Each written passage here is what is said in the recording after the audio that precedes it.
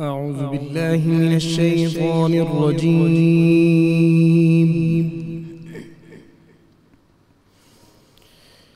بسم الله الرحمن الرحيم.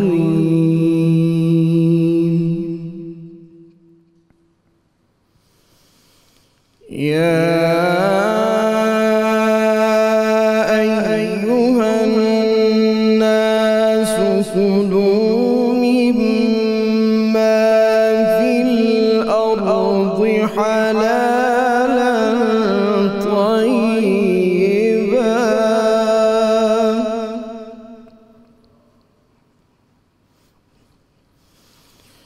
ولا تتبعوا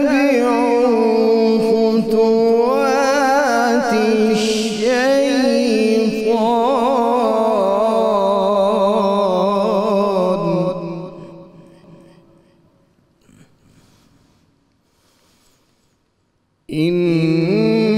إنه لكم عدو مبين.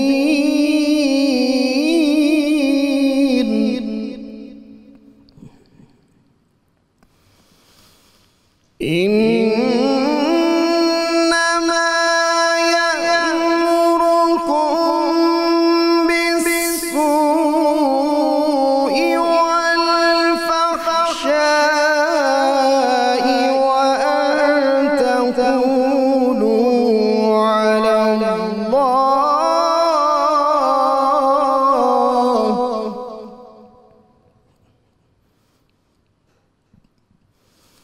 وأن تقولوا على الله ما لا تعلمون.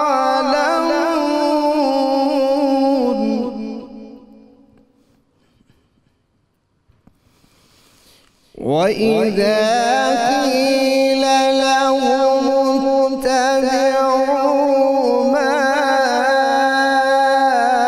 أنزل الله قالوا بل نتبع ما ألفينا عليه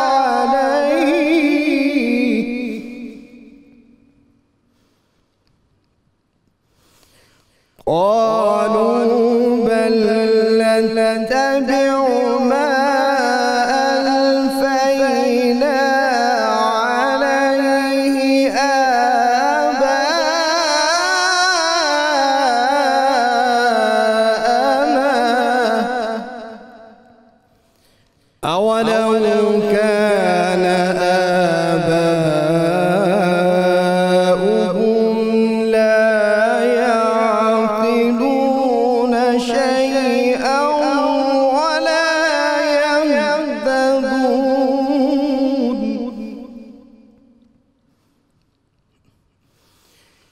ومثل الذين كفروا كمثل الذي ينعق بما لا يسمع إلا دعاء ونداء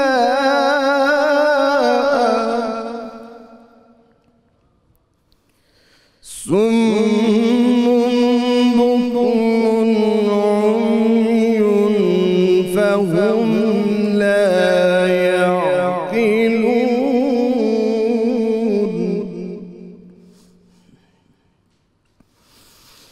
يا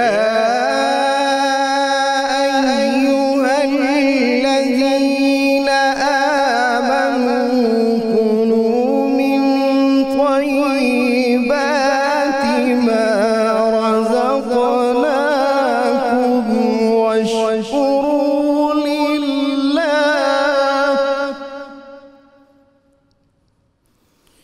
واشكروا لله إن كنتم إياه تعبدون.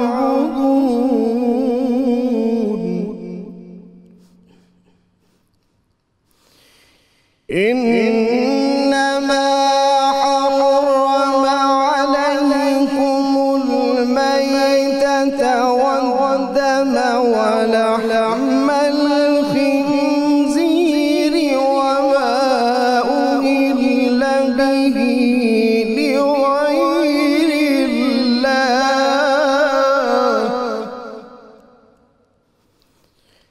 فمن اضطر غير باغ ولا عاد فلا إثم عليه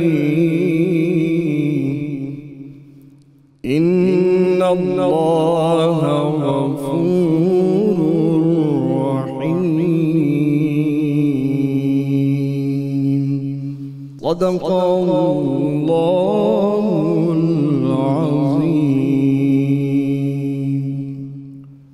جزاک اللہ بسم اللہ الرحمن الرحیم. بہت بہت شکریہ جزاک اللہ قاری حبیب احمد نعیمی صاحب آپ کا. اور ناظرین گرامی پروگرام کا آغاز ہو چکا ہے، مگر باقاعدہ آغاز جو ہے پروگرام کا آج کا موضوع کیا ہے، آج کی گیسٹس کیا ہیں، یہ میں بریک سے واپس آ کر آپ کے ساتھ شیئر کروں گا. مگر کہیں نہیں جائیے گا، چھوٹے سے وقفے کے بعد واپس آتے ہیں. آنسوؤں سے کر لے اپنی آنکھیں نم،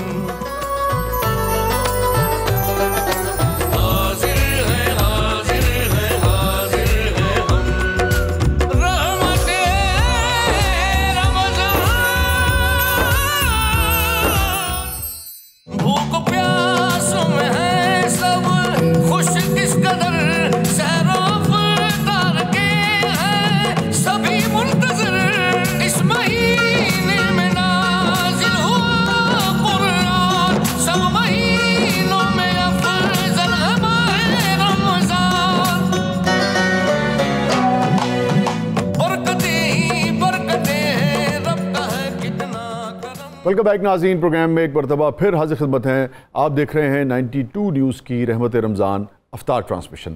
یو کے، یو ایس اے، خلیجی ممالک، سعودی عربیہ اور پاکستان میں، پاکستان سے باہر بھی جہاں جہاں ہماری آواز اور تصویر جا رہی ہے، تمام دیکھنے والوں کو میری اور 92 نیوز کی طرف سے السلام علیکم ورحمۃ اللہ وبرکاتہ. ناظرین گرامی آج کا جو موضوع ہے، میں چاہوں گا کہ میں فوراً ہی اپنے مہمانوں کی طرف بڑھوں، چونکہ بیچ میں پریس کانفرنس آ گئی تھی تو وقت اب ہمارے پاس ذرا محدود رہ گیا ہے. موضوعات جو ہیں ہمارے پاس وہ بڑے ہی اہم ہیں. کسب حلال یعنی رزق حلال اور محنت، دو موضوعات کا آج ہم نے انتخاب کیا ہے. ہمارے ساتھ موجود ہیں پروفیسر محمد یوسف عرفان صاحب. آپ معروف اسلامک اسکالر ہیں سر، ویلکم ٹو دا شو. اور یوسف بھائی سے ہم خاص طور پہ بات کریں گے کسب حلال کے اوپر، رزق حلال کے اوپر اور محنت پر بھی، چونکہ یہ بھی عین دین نے اس کے اوپر بہت بات کی ہے محنت کے حوالے سے. اس پر بھی ہم بات کریں گے، مگر خاص طور پہ یہ اس پر ہم ڈسکس کریں گے ہمارے محترم قاسم علی شاہ صاحب سے، جو ہمارے پروگرام کا مستقل حصہ ہوتے ہیں. ویلکم ٹو دا شو شاہ جی. اور ہمارے ساتھ موجود ہیں الحاج شہباز قمر فریدی صاحب. طبیعت تھوڑی سی ناساز ہے فریدی صاحب کی آج، لہٰذا پورے جوبن پہ نہیں ہوں گے، لیکن جوبن پہ نہ ہونے کے باوجود بھی بہت ہی جوبن پہ ہوں گے. آپ اتنی خراب ہو گئی کہ بات بھی نہیں کر پا رہے آپ؟ نہیں اللہ، یہ بات تو نہیں. کچھ تو بولیں کہ لوگ کہیں گے کہ فریدی صاحب گفتگو نہیں کر رہے. نہیں انشاءاللہ جب پڑھیں گے تو پھر پڑھیں گے تو پڑھنے کے لیے تیاری جو ہے تو پوری پھر ماشاءاللہ اللہ اور اس کے رسول کی سبحان اللہ طاقت آ جاتی ہے، مدد آ جاتی ہے. کیا کہنا. اللہ تعالیٰ آپ کو صحت دے، اللہ تعالیٰ آپ کو آسانی عطا فرمائے. اور ہمیں جوائن کیا ہے ہمارے کراچی اسٹوڈیوز سے بہت ہی معروف نام ہے پاکستان کی کرکٹ کا، ایک لیجنڈری ہمارے کرکٹر ہیں محترم ظہیر عباس صاحب نے. تو میں چاہوں گا ظہیر بھائی کی طرف پہلے ہم بڑھتے ہیں. السلام علیکم ظہیر صاحب، وسیع عرض کر رہا ہوں جی.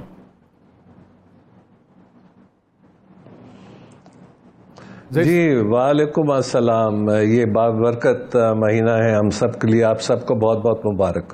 شکریہ ظہیر صاحب. ایک تو تاخیر کی معذرت، تھوڑا سا آپ کو انتظار کرنا پڑا، ذرا اس کے لیے معذرت. اور یہ فرمائیے کہ کیسے شب و روز گزر رہے ہیں آپ کے؟ معمولات میں کیا تبدیلی آتی ہے رمضان میں آپ کے؟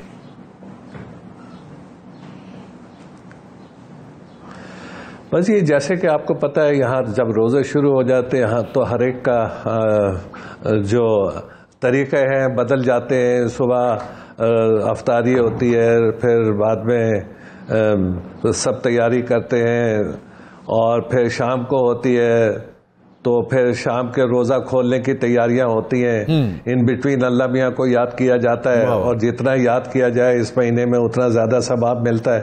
کیا کہنا. لہٰذا یہ جو مہینہ ہے یہ مسلمانوں کے لیے بہت ہی امپورٹنٹ ہے. اور میں یہ کہتا ہوں کہ جتنے بھی مسلمان اس مہینے میں جتنا بھی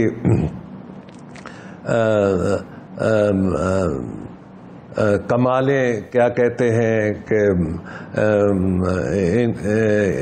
ان دنوں میں جتنی بھی دعائیں مانگ لے اور معافیہ مانگ لے خدا سے، وہ اللہ میاں قبول کرنے والا ہے. اچھا ظہیر بھائی یہ فرمائیے کہ جیسی یہ عمر اکمل صاحب کو آفرز ہوتی ہیں اور دیگر ہمارے دوستوں کو، آپ کو بھی ایسی ہوا کرتی تھی اپنے زمانے میں؟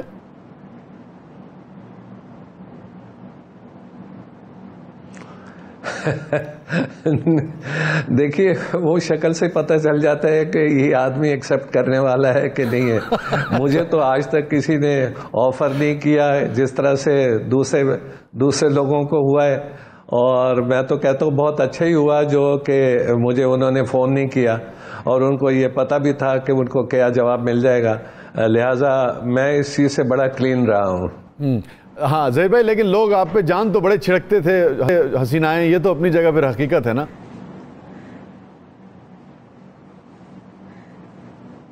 ہاں جی کیا کہا ذرا تھوڑی سی میں نے کہا فکسنگ کے لیے نہیں, لیکن ویسے تو حسینائیں بہت جان چھڑکتی تھیں آپ پر.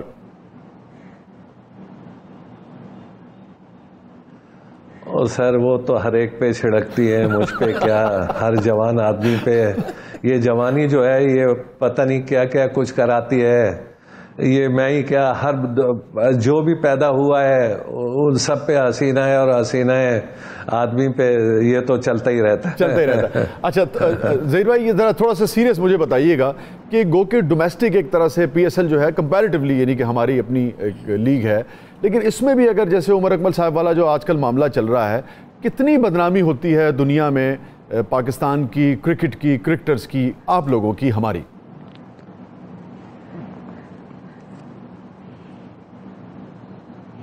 دیکھیے یہ سب سے زیادہ ملک کی بدنامی ہوتی ہے, کیونکہ جس ملک کا پلیئر جو ہے وہ پکڑا جائے تو لازمی بات ہے, اور آپ کو پتہ ہے کہ بعض کنٹریز ایسے ہیں جو ہماری چیزوں کو بہت زیادہ اچھال کے باتیں کرتے ہیں.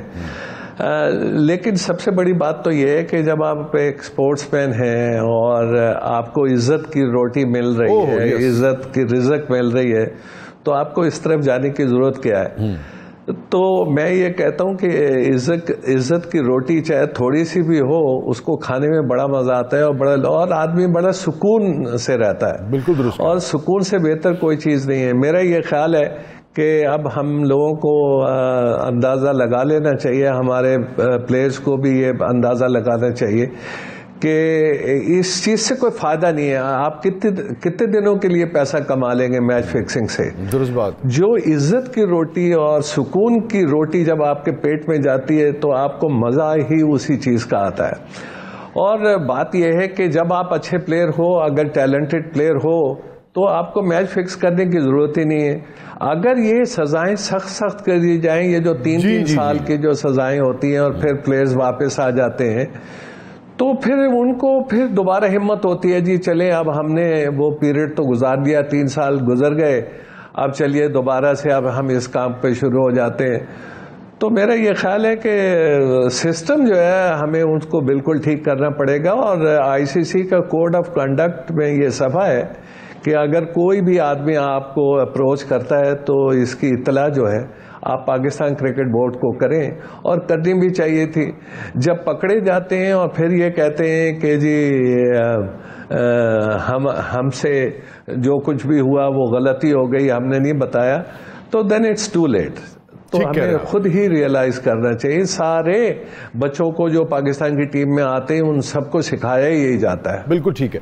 ظہیر صاحب یہ فرمائیے, ایک اور بڑا سنجیدہ معاملہ پچھلے دنوں جو آیا ہے, کل پرسوں سے ہی, جو ایکس چیئرمین ہیں پی سی بی کے, جنہوں نے عطاء الرحمان صاحب کے حوالے سے اور وسیم اکرم صاحب کے حوالے سے جو گفتگو کی ہے, وہ بھی بڑا سینسٹیو معاملہ ہے اور اب دنیا اس سے بھی اچھالے گی. اس کے بارے میں آپ کی کیا رائے ہے؟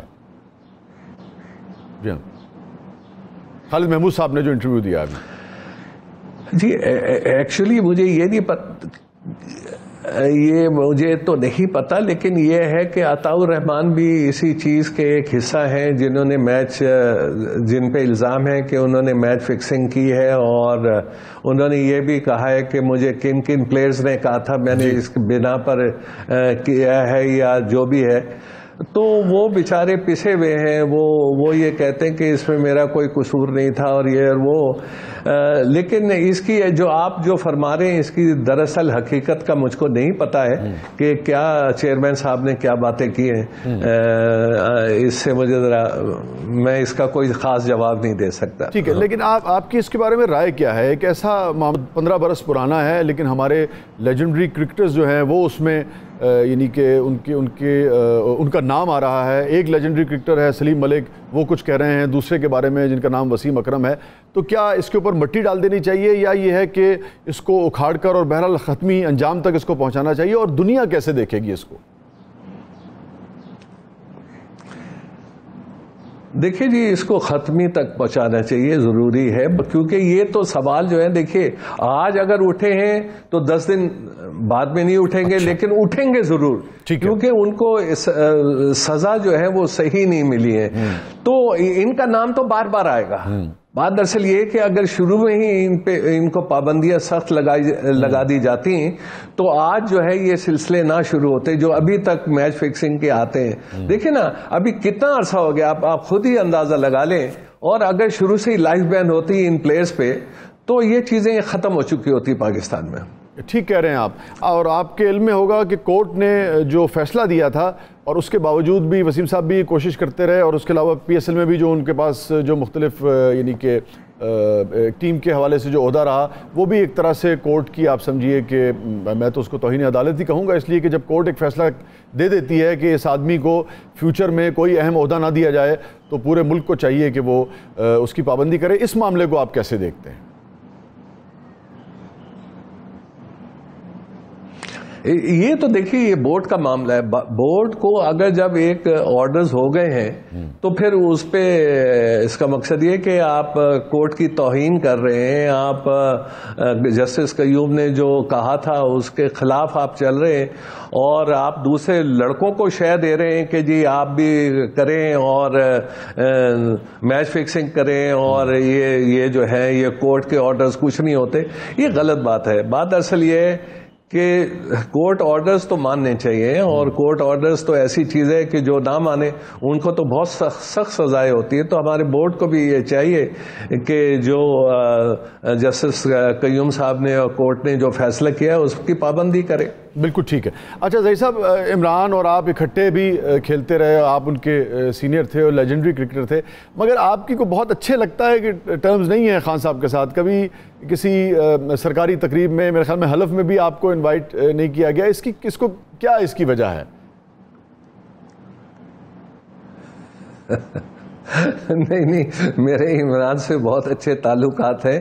بس یہی ہے کہ میں زیادہ تر ایک ہی جگہ بیٹھا رہتا ہوں, دور نکلتا نہیں ہوں. لیکن یہ ہے کہ ضرور اگر کوئی ایسی بات ہوگی تو میں ضرور جاؤں گا. اور عمران تو بھائی, عمران کے ساتھ تو میں نے کئی سالوں تک روم شیئر کیے ہیں. ہم لوگ اکٹھے ہی رہتے تھے. ہم لوگ یہاں تک کہ سنگاپور اگر جایا بھی کرتے تھے بغیر میچ ہوئے, ہم کسی کا سالگرہ اٹینڈ کر دیں تو ہم دونوں ہی سالگرہ اٹینڈ کرتے بھی اکٹھے جایا کرتے تھے دنیا کے مختلف ملکوں میں. تو میرے عمران کے ساتھ تو بہت ہی اچھے تعلقات ہیں. خدا نہ کرے کہ ہمارے تعلقات خراب ہو. اچھا, لیکن ظہیر صاحب ایک بات بتائیے, آپ کا مزاج ہے, کبھی ہم نے خبر نہیں سنی کہ آپ نے کوئی لابنگ کی ہو عہدے کے لیے, لیکن جتنا آپ کا بڑا نام ہے, آپ کو یعنی کہ پاکستان کرکٹ بورڈ کو بھی, پاکستان کرکٹ کو بھی آپ کی ضرورت ہے. میں آپ کے حوالے سے کہوں گا کہ جسے کہیے نا کہ ایک طرح سے سرو کرنا چاہیے آپ کو, مجھے لگتا ہے اس قوم کو ضرورت ہے آپ کی. لیکن ہم دیکھتے ہیں کہ محسان مانی کا نام آتا رہا, برکی صاحب کا نام آتا رہا, آپ کے حوالے سے کبھی کوئی نام نہیں. اگر آپ نے لابنگ نہیں کی تو کسی اور حلقے نے بھی نہیں سوچا کہ آپ کی خدمات سے فائدہ اٹھایا جائے. اس کی وجہ کیا ہے؟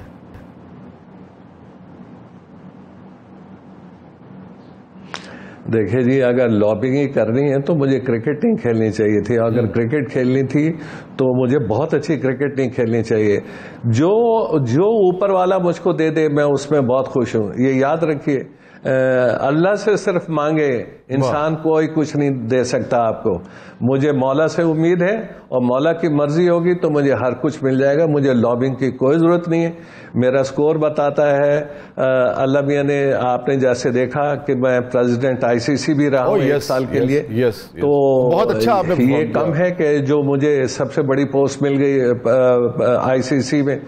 تو بات دراصل یہ ہے کہ خدا سے مانگو, انسان آپ کو کچھ نہیں دے سکتا. ظہیر صاحب, تو مجھے امید ہے کہ انشاءاللہ درست ملے گا. لیکن کیا وجہ ہے ظہیر صاحب, آپ بہت ہائی کلاس پروفیشنل کرکٹر تسلیم کیے جاتے ہیں, آپ کا ماضی بہت بے داغ ہے, آپ بہت میرٹ کی بات کرتے ہیں, آپ نے اپنے انٹرویوز میں بھی کبھی نہیں لگتا کہ آپ نے میرٹ سے ہٹ کے کوئی بات کی ہو. کیا یہ خوف ہے کہ اس وجہ سے لوگ آپ کو بورڈ کے نزدیک نہیں آنے دیتے؟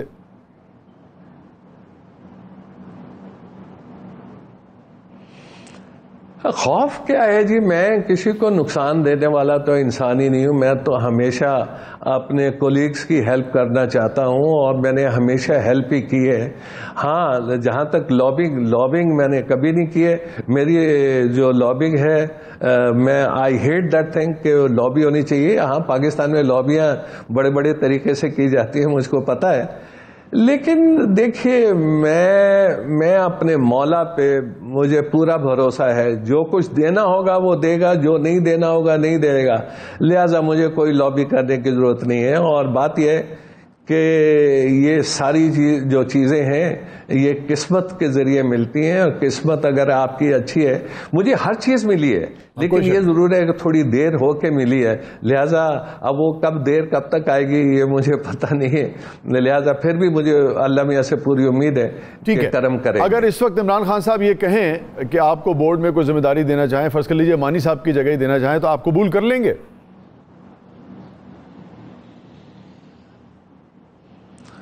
دیکھیے جی, اگر پرائم منسٹر صاحب بولیں گے تو کیوں نہیں کریں گے. میرا اور کرکٹ جو ہے وہ میرا پروفیشن رہا ہے, اور انشاءاللہ جب بھی کبھی یہ جاب دی جائے گی میں بڑی خوشی سے کروں گا. اور یقیناً وہ پاکستان کرکٹ کے لیے ظہیر صاحب ایک اچھا دن ہوگا, چونکہ آپ بہت پروفیشنل, آپ کا ایٹیچیوڈ رہا ہمیشہ, جتنا آپ نے کھیلا آپ کی گفتگو میں بھی, اور میرٹ کی چونکہ آپ ہمیشہ بات کرتے ہیں.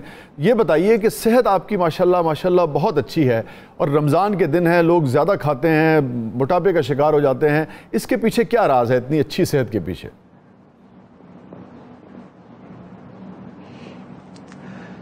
دیکھیے, بات یہ ہے کہ میں یہاں پر بیٹھا ہوں 4 سے 5 بجے تک کا میرا پروگرام تھا, اور مجھے 5 بجے سے واک کرنے جانی تھی. ٹھیک ہے. تو میں واک بھی کرتا ہوں, ایکسرسائز بھی کرتا ہوں, اور گولف بھی کھیلتا ہوں. تو بات یہ ہے کہ آپ کو ضرور مطلب ایکسرسائز بھی کرنی چاہیے جب تک آپ کے ہاتھ پاؤں کام کر رہے ہیں. اور اگر ایکسرسائز نہیں کریں گے تو ہاتھ پاؤں جو ہے وہ جلدی جو ہیں وہ مجروح ہو جائیں گے اور صحیح طرح سے کام نہیں کریں گے. میں کوشش میری یہی ہوتی ہے کہ میں کچھ نہ کچھ ایکسرسائز کروں اور اس طرح سے اپنے آپ کو فٹ رکھوں. ٹھیک ہے. ظہیر بھائی, یہ فرمائیے کہ محسن حسن خان تھے آپ کے دور میں, عمران خان صاحب کا تو ساری دنیا جانتی ہی ہے کہ بہرحال ایک اپنا خاص طرح کا ان کا مزاج تھا, پھر بعد میں وسیم تھے, شعیب تھے, ان سب کے خاص طور پہ بھارت میں بہت سارے اسکینڈلز جو ہیں بنتے رہے. آپ نے سیدھی ایک شادی کی اور پھر اپنی زندگی میں مصروف ہو گئے, بہت زیادہ اسکینڈلز آپ کے سامنے نہیں آئے, اس کی کیا وجہ رہی؟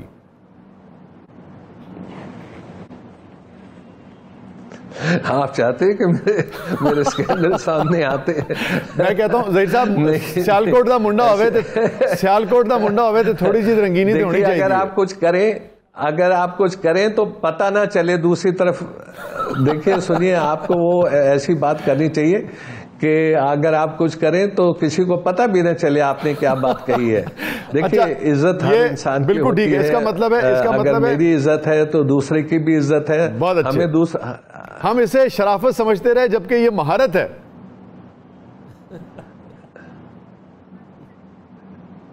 نہیں, بھارت ہو یا دنیا کا کوئی بھی ملک ہو, بات یہ ہے کہ جو بتایا جاتا ہے, ماں باپ جس طرح سے سکھاتے ہیں تو ہم اسی طریقے سے عمل کرتے ہیں, اپنی باتوں پہ عمل کرتے ہیں. یہ ہمارے فادر کی اور مدر کی جو ہمیں گائیڈنس ہے, ہم نے ان سے بہت کچھ سیکھا, اور کوشش یہی کی کہ جتنی میری عزت ہے اس طرح سے دوسری طرف بھی اتنی ہی عزت ہے. لہذا ہر ایک کی عزت کا خیال رکھا جائے. بے شک. اچھا ظہیر بھائی, اب یہ بتائیے آخر میں مجھے کہ یہ جو روزانہ کیسز آتے ہیں, آپ کے زمانے میں جو ڈپارٹمنٹ تھا جو اخلاقیات کے حوالے سے, پلیئرز کی موومنٹ کے, گرومنگ کے حوالے سے کام کرتا تھا, اب تو بہت کہتے ہیں وہ ڈیولپ ہو گیا ہے, اتنا ڈیولپمنٹ ہو گئی ہے, اتنا بتایا جاتا ہے, اس کے باوجود اس قسم کے کیسز آتے ہیں. تو آپ کو لگتا ہے کہ پی سی بی کے تحت, بورڈ کے تحت وہ جو ڈپارٹمنٹ ہے, یا تو اس کو بند کر دینا چاہیے, یا اس کے اوپر یہ ذمہ داری لگانی چاہیے کہ کوئی پلیئر اگر یہ کرتا ہوا پکڑا گیا تو اس کی ذمہ داری تم پر بھی ہوگی؟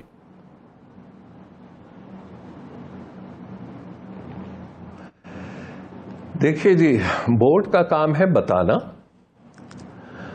باقی سمجھنا جو ہے وہ پلیئر کا کام ہے. بورڈ جو ہے جی وہ سیدھی سی بات ہے، وہ میں بار بار جو میں آپ سے ایک بات ریپیٹ کر چکا ہوں کہ پہلے جو لوگ پکڑے گئے تھے ان کو لائف بین لگ جاتا تو یہ آج نوبت نہیں آتی جس کا ہم ذکر ہر کوئی 1 سال کے بعد، 2 سال کے بعد، 3 سال کے بعد، 6 مہینے کے بعد کرتے. دیکھیے سلیم ملک کا کیس جو ہے وہ کتنے سال کے بعد سامنے آیا، دوسروں کا کیس کتنے سال بعد سامنے آیا. بات دراصل یہ کہ ہماری کمزوریاں ہیں، ہم اگر ان کمزوریوں پہ قابو کر لیں تو انشاءاللہ یہ پرابلمز کبھی بھی پیش نہیں آئیں گی. بلکہ بعض اوقات تو یہ بھی ہوا ہے کہ کچھ لوگوں نے بورڈ کو فون کر کے بتایا بھی ہے، پی سی بی کے چیف کو بھی فون کر کے بتایا کہ جی دیکھیں یہ میچ فکس ہے، لیکن بعض اوقات ان کو پکڑنا بڑا مشکل ہو جاتا ہے. لہٰذا آپ کو چاہیے کہ ہر ایک پلیئر پہ نظر ہو کہ کس کی کیا نیچر ہے. اگر آپ کسی پلیئر کی نیچر کو سمجھ جاتے ہیں اور تو بہت ہی آسانی ہوتی ہے اس پلیئر پہ قابو کرنا. اور یہ بھی ہونا چاہیے کہ یہ لڑکا جو ہے کس فیملی سے آیا، کیا بیک گراؤنڈ ہے، یہ بھی بہت ضروری ہے کہ اس کو بھی سمجھا جائے. ظہیر صاحب یہ فرمائیے، چونکہ آپ سسٹم کو جتنا بہتر سمجھتے ہیں، باہر بیٹھا کوئی جرنلسٹ، اسپورٹس جرنلسٹ بھی شاید اتنا نہیں سمجھ پائے گا. مجھے یہ فرمائیے کہ یہ جتنے لوگ ہیں جن پر الزام لگتے ہیں، کیا اتنا پیسہ آ چکا ہوتا ہے ان کے پاس، یا کیا وجہ ہے، یہ پلیئر پاور کیا ہے، اتنے انیویٹیبل ہو جاتے ہیں یہ کہ یہ بورڈ سے، یہ پی سی بی سے، یہ گیم سے، یہ پاکستان سے، پاکستان کے سسٹم سے، ہر چیز سے بڑے ہو جاتے ہیں، ہر چیز کو مینپولیٹ کر لیتے ہیں. آخر ان کو سزا دینے میں یعنی کہ پرابلم کیا ہے؟ یہ اگر منظر سے ہٹ جائیں گے، ان کو کوئی عہدہ نہیں ملے گا تو کیا پاکستان کی کرکٹ ختم ہو جائے گی؟ کیا پاکستان کرکٹ کا بورڈ ختم ہو جائے گا؟ اتنی کیا ان میں طاقت آ جاتی ہے کہ ان کو کوئی ہٹا نہیں سکتا ہے منظر سے، کورٹ کے ڈیسیژن کے باوجود بھی نہیں ہٹا پاتا ہے؟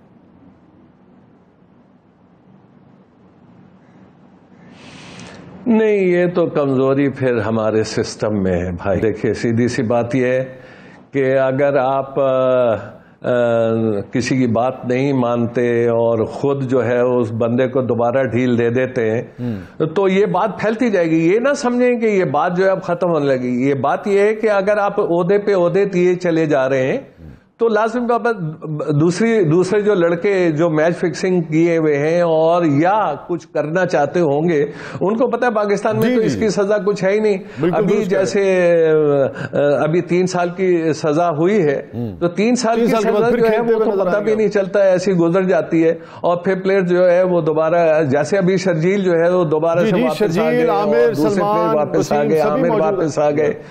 تو بات بالکل درست کہہ رہے ہیں، بالکل درست، سبھی کھیل رہے ہیں. لہٰذا میں یہی کہہ رہا ہوں، بار بار یہی آپ سے میں کہہ رہا ہوں کہ اس پہ اگر شروع سے سختی کی جاتی تو ہمارا ماحول بھی ٹھیک رہتا، ہمارے پلیئر جو ہیں یہ میچ فکسنگ بھی نہیں کرتے اور پاکستان کا جو ہے وہ نام بھی بدنام نہ ہو. ٹھیک ہے ظہیر بھائی، ایک آخری سوال، گھر میں کو ہماری جو بہن ہیں، جو بھابھی ہیں، ان کا کچھ ہاتھ بٹاتے ہیں آپ پکوڑے بنانے میں، یا بس آرڈر دے کے اور پھر انتظار کرتے رہتے ہیں کہ ٹیبل سج جائے کھانے کی؟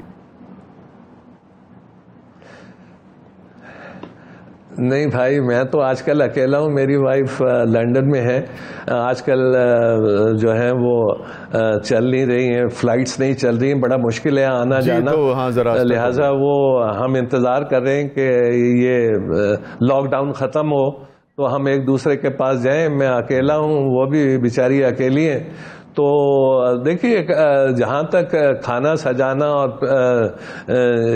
ٹیبل بنانا جو ہے یہ لازمی بات ہے، بیویوں کا کام ہے. میں ہاتھ تو بہت بٹاتا ہوں، لیکن جب میں ایسا کوئی کام کرنے لگتا ہوں تو میری بیگم جو ہے وہ ہمیشہ یہ کہتے ہیں یہ تمہارا کام نہیں ہے، یہ میرا کام ہے، جو تمہارا کام ہے وہ کرو. لہٰذا میں خدا کا شکر ہے کہ مجھے میری بیوی بہت اچھی ملی ہے اور مجھے کوئی ایسا کام نہیں کرنے دیتی جو وہ سمجھتی ہیں کہ یہ ظہیر کا کام نہیں ہے. اچھا ظہیر بھائی، یو کے میں ہیں بھابھی ہماری، اور یہ ابھی یو کے میں پروگرام جو ہے وہ دیکھا جائے گا، تو بتا دیجئے کہ ان کے بغیر دن کیسے کٹ رہے ہیں آپ کے؟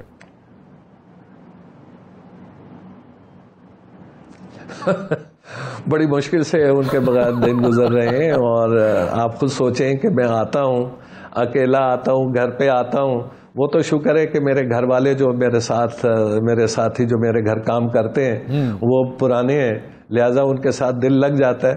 لیکن آپ کو پتہ ہے کہ جو آپ کی بیگم ہوتی ہے اس کی آپ کو ہر وقت ضرورت ہوتی ہے، ہر وقت آپ اس سے بات کر سکتے ہیں، کوئی کسی بھی ٹاپک پہ بات کر سکتے ہیں، ایک دوسرے کے ساتھ دل لگا رہتا ہے، روزے اکٹھے رکھنے پڑتے ہیں، ساری چیزیں. لہٰذا میں تو اپنی بیگم کو بہت مس کرتا ہوں اور وہ بھی بہت مس کرتے ہیں.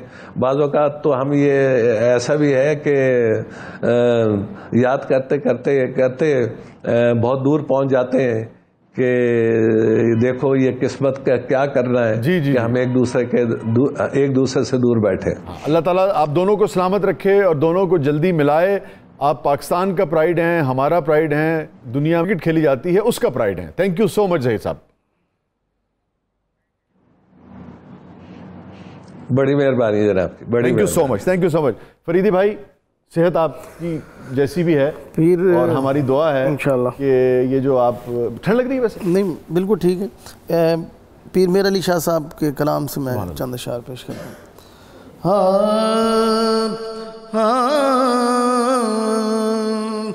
سبحان اللہ سبحان اللہ سبحان اللہ سبحان اللہ سبحان اللہ سبحان اللہ سبحان اللہ سبحان اللہ. جس کے متران دی بدھیری ہے کیوں دلڑی اداس گھنیری ہے. لولوں وچ شوق چنگیری ہے اج نینا لایا کیوں جھڑیاں. سبحان اللہ سبحان اللہ سبحان اللہ سبحان اللہ. مکھ چند بدر شاشانی متھے چمک دلاٹ نورانی کالی زلف تے اکھ مستانی کالی زلف تے اکھ مستانی مخمور یقین مد بریاں. سبحان اللہ سبحان اللہ سبحان اللہ سبحان اللہ. اس صورت نو میں جانا کھا کہ جانے جہانا کھا.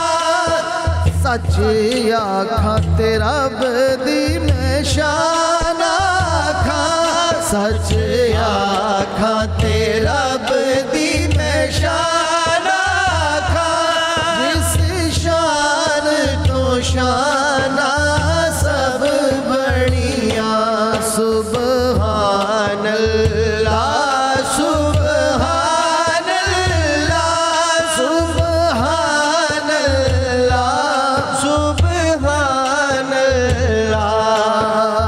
اینا سکھدیاں تے کرلا دیاں تے لکھوار صدقڑے جاندیاں تے اینا بردیاں مفت وکاندیاں تے شالاوت بھی آمن او گھڑیاں. سبحان اللہ سبحان اللہ سبحان اللہ سبحان اللہ سبحان اللہ. ما اجمل کا ما احسن کا ما اکمل کا ما احسن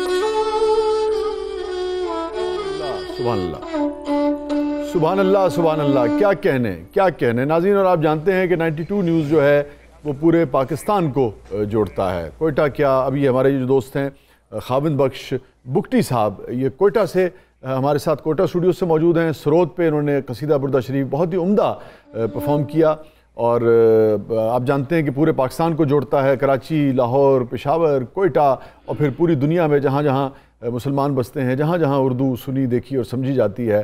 جیسے کہ میں نے آپ کو بتایا کہ UK ہو، USA ہو، خلیجی ممالک ہوں، سعودی عربیہ ہو، ہر جگہ ہماری آواز جاتی ہے. پروگرام میں خوش آمدید خاوند بخش بگٹی صاحب. جی میری آواز. وعلیکم السلام. وعلیکم السلام. بگٹی صاحب بہت ہی اچھا پرفارم کیا آپ نے. جی شکریہ. داد قبول کیجئے. اچھا یہ فرمائیے کہ آپ کو کتنا عرصہ لگا بگٹی صاحب یہ سرود سیکھنے میں؟ تو بڑا مشکل ساز ہے، سارنگی کے نزدیک ہے کچھ یہ. جی یہ بہت مشکل ہے. یہ مجھے تقریباً 20 سال ہو رہا ہے میں اس کو بجا رہا ہوں. 3-4 سال تو سیکھنے میں گیا، پھر ابھی تقریباً 17-18 سال سے اس کو تھوڑا بہت میں جو سیکھا ہوا ہوں وہ لوگوں کو سنا رہا ہوں. بہت مشکل ہے اس کا سیکھنا، بہت مشکل ہے. یہ تار پہ، یہ آپ تار دیکھ رہے ہو، تار کے اوپر یہ انگلیوں سے پھر اندازہ کریں، کوئی اس میں سپورٹ وغیرہ نہیں ہے، صرف تار پہ اندازے کے مطابق چلنا. جی. بگٹی صاحب یہ بتائیے کہ کہتے ہیں کہ جو فنکار ہوتا ہے اس کا دل ٹوٹتا ہے، کہیں دل لگاتا ہے تو پھر کچھ بجانا یا پرفارم کرنا آتا ہے. آپ کے ساتھ بھی ایسا ہوا کچھ؟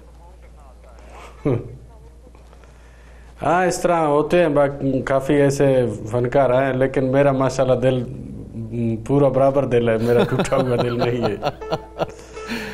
کبھی کسی کو دیا کہ نہیں دیا یہ پورا دل آپ نے؟ میں تو ٹوٹے دلوں کو سپورٹ کرتا ہوں. میں ان کو بھی ان کے دل کا برابر کرنے کا کوشش کرتا ہوں کہ وہ بھی. لیکن یہ کبھی دل کسی حسین کو دیا آپ نے کہ نہیں دیا؟ دل تو ایسا چیز ہے کہ وہ ہر جگہ پہ شوق کرتا ہے کہ یہ میرا ہو، یہ چیز بھی میرا ہو، یہ چیز میرا ہو. بس انسان کو اس کو کنٹرول کرنا ہے. کہنا چاہ رہے ہیں ہزاروں خواہشیں ایسی کہ ہر خواہش پہ کیا کہنے. خاوند بخش بگٹی صاحب ہمارے ساتھ رہیے گا. آپ کی جو مہارت ہے، فنکاری ہے، اور آپ کی معصومیت اس سے بھی زیادہ خوبصورت ہے. اس پر ہم بات کرتے رہیں گے. آپ کے ساتھ ہمارے ساتھ رہیے گا، آپ کہیں جائیے گا نہیں، ہے نا. ہم تاجدار حرم بھی چاہیں گے آپ تھوڑا سا اگر ہمیں سنا دیں، لیکن بعد میں. ابھی آپ کے پاس دوبارہ میں آتا ہوں بگٹی صاحب. ٹھیک ہے. اچھا میں حضور جو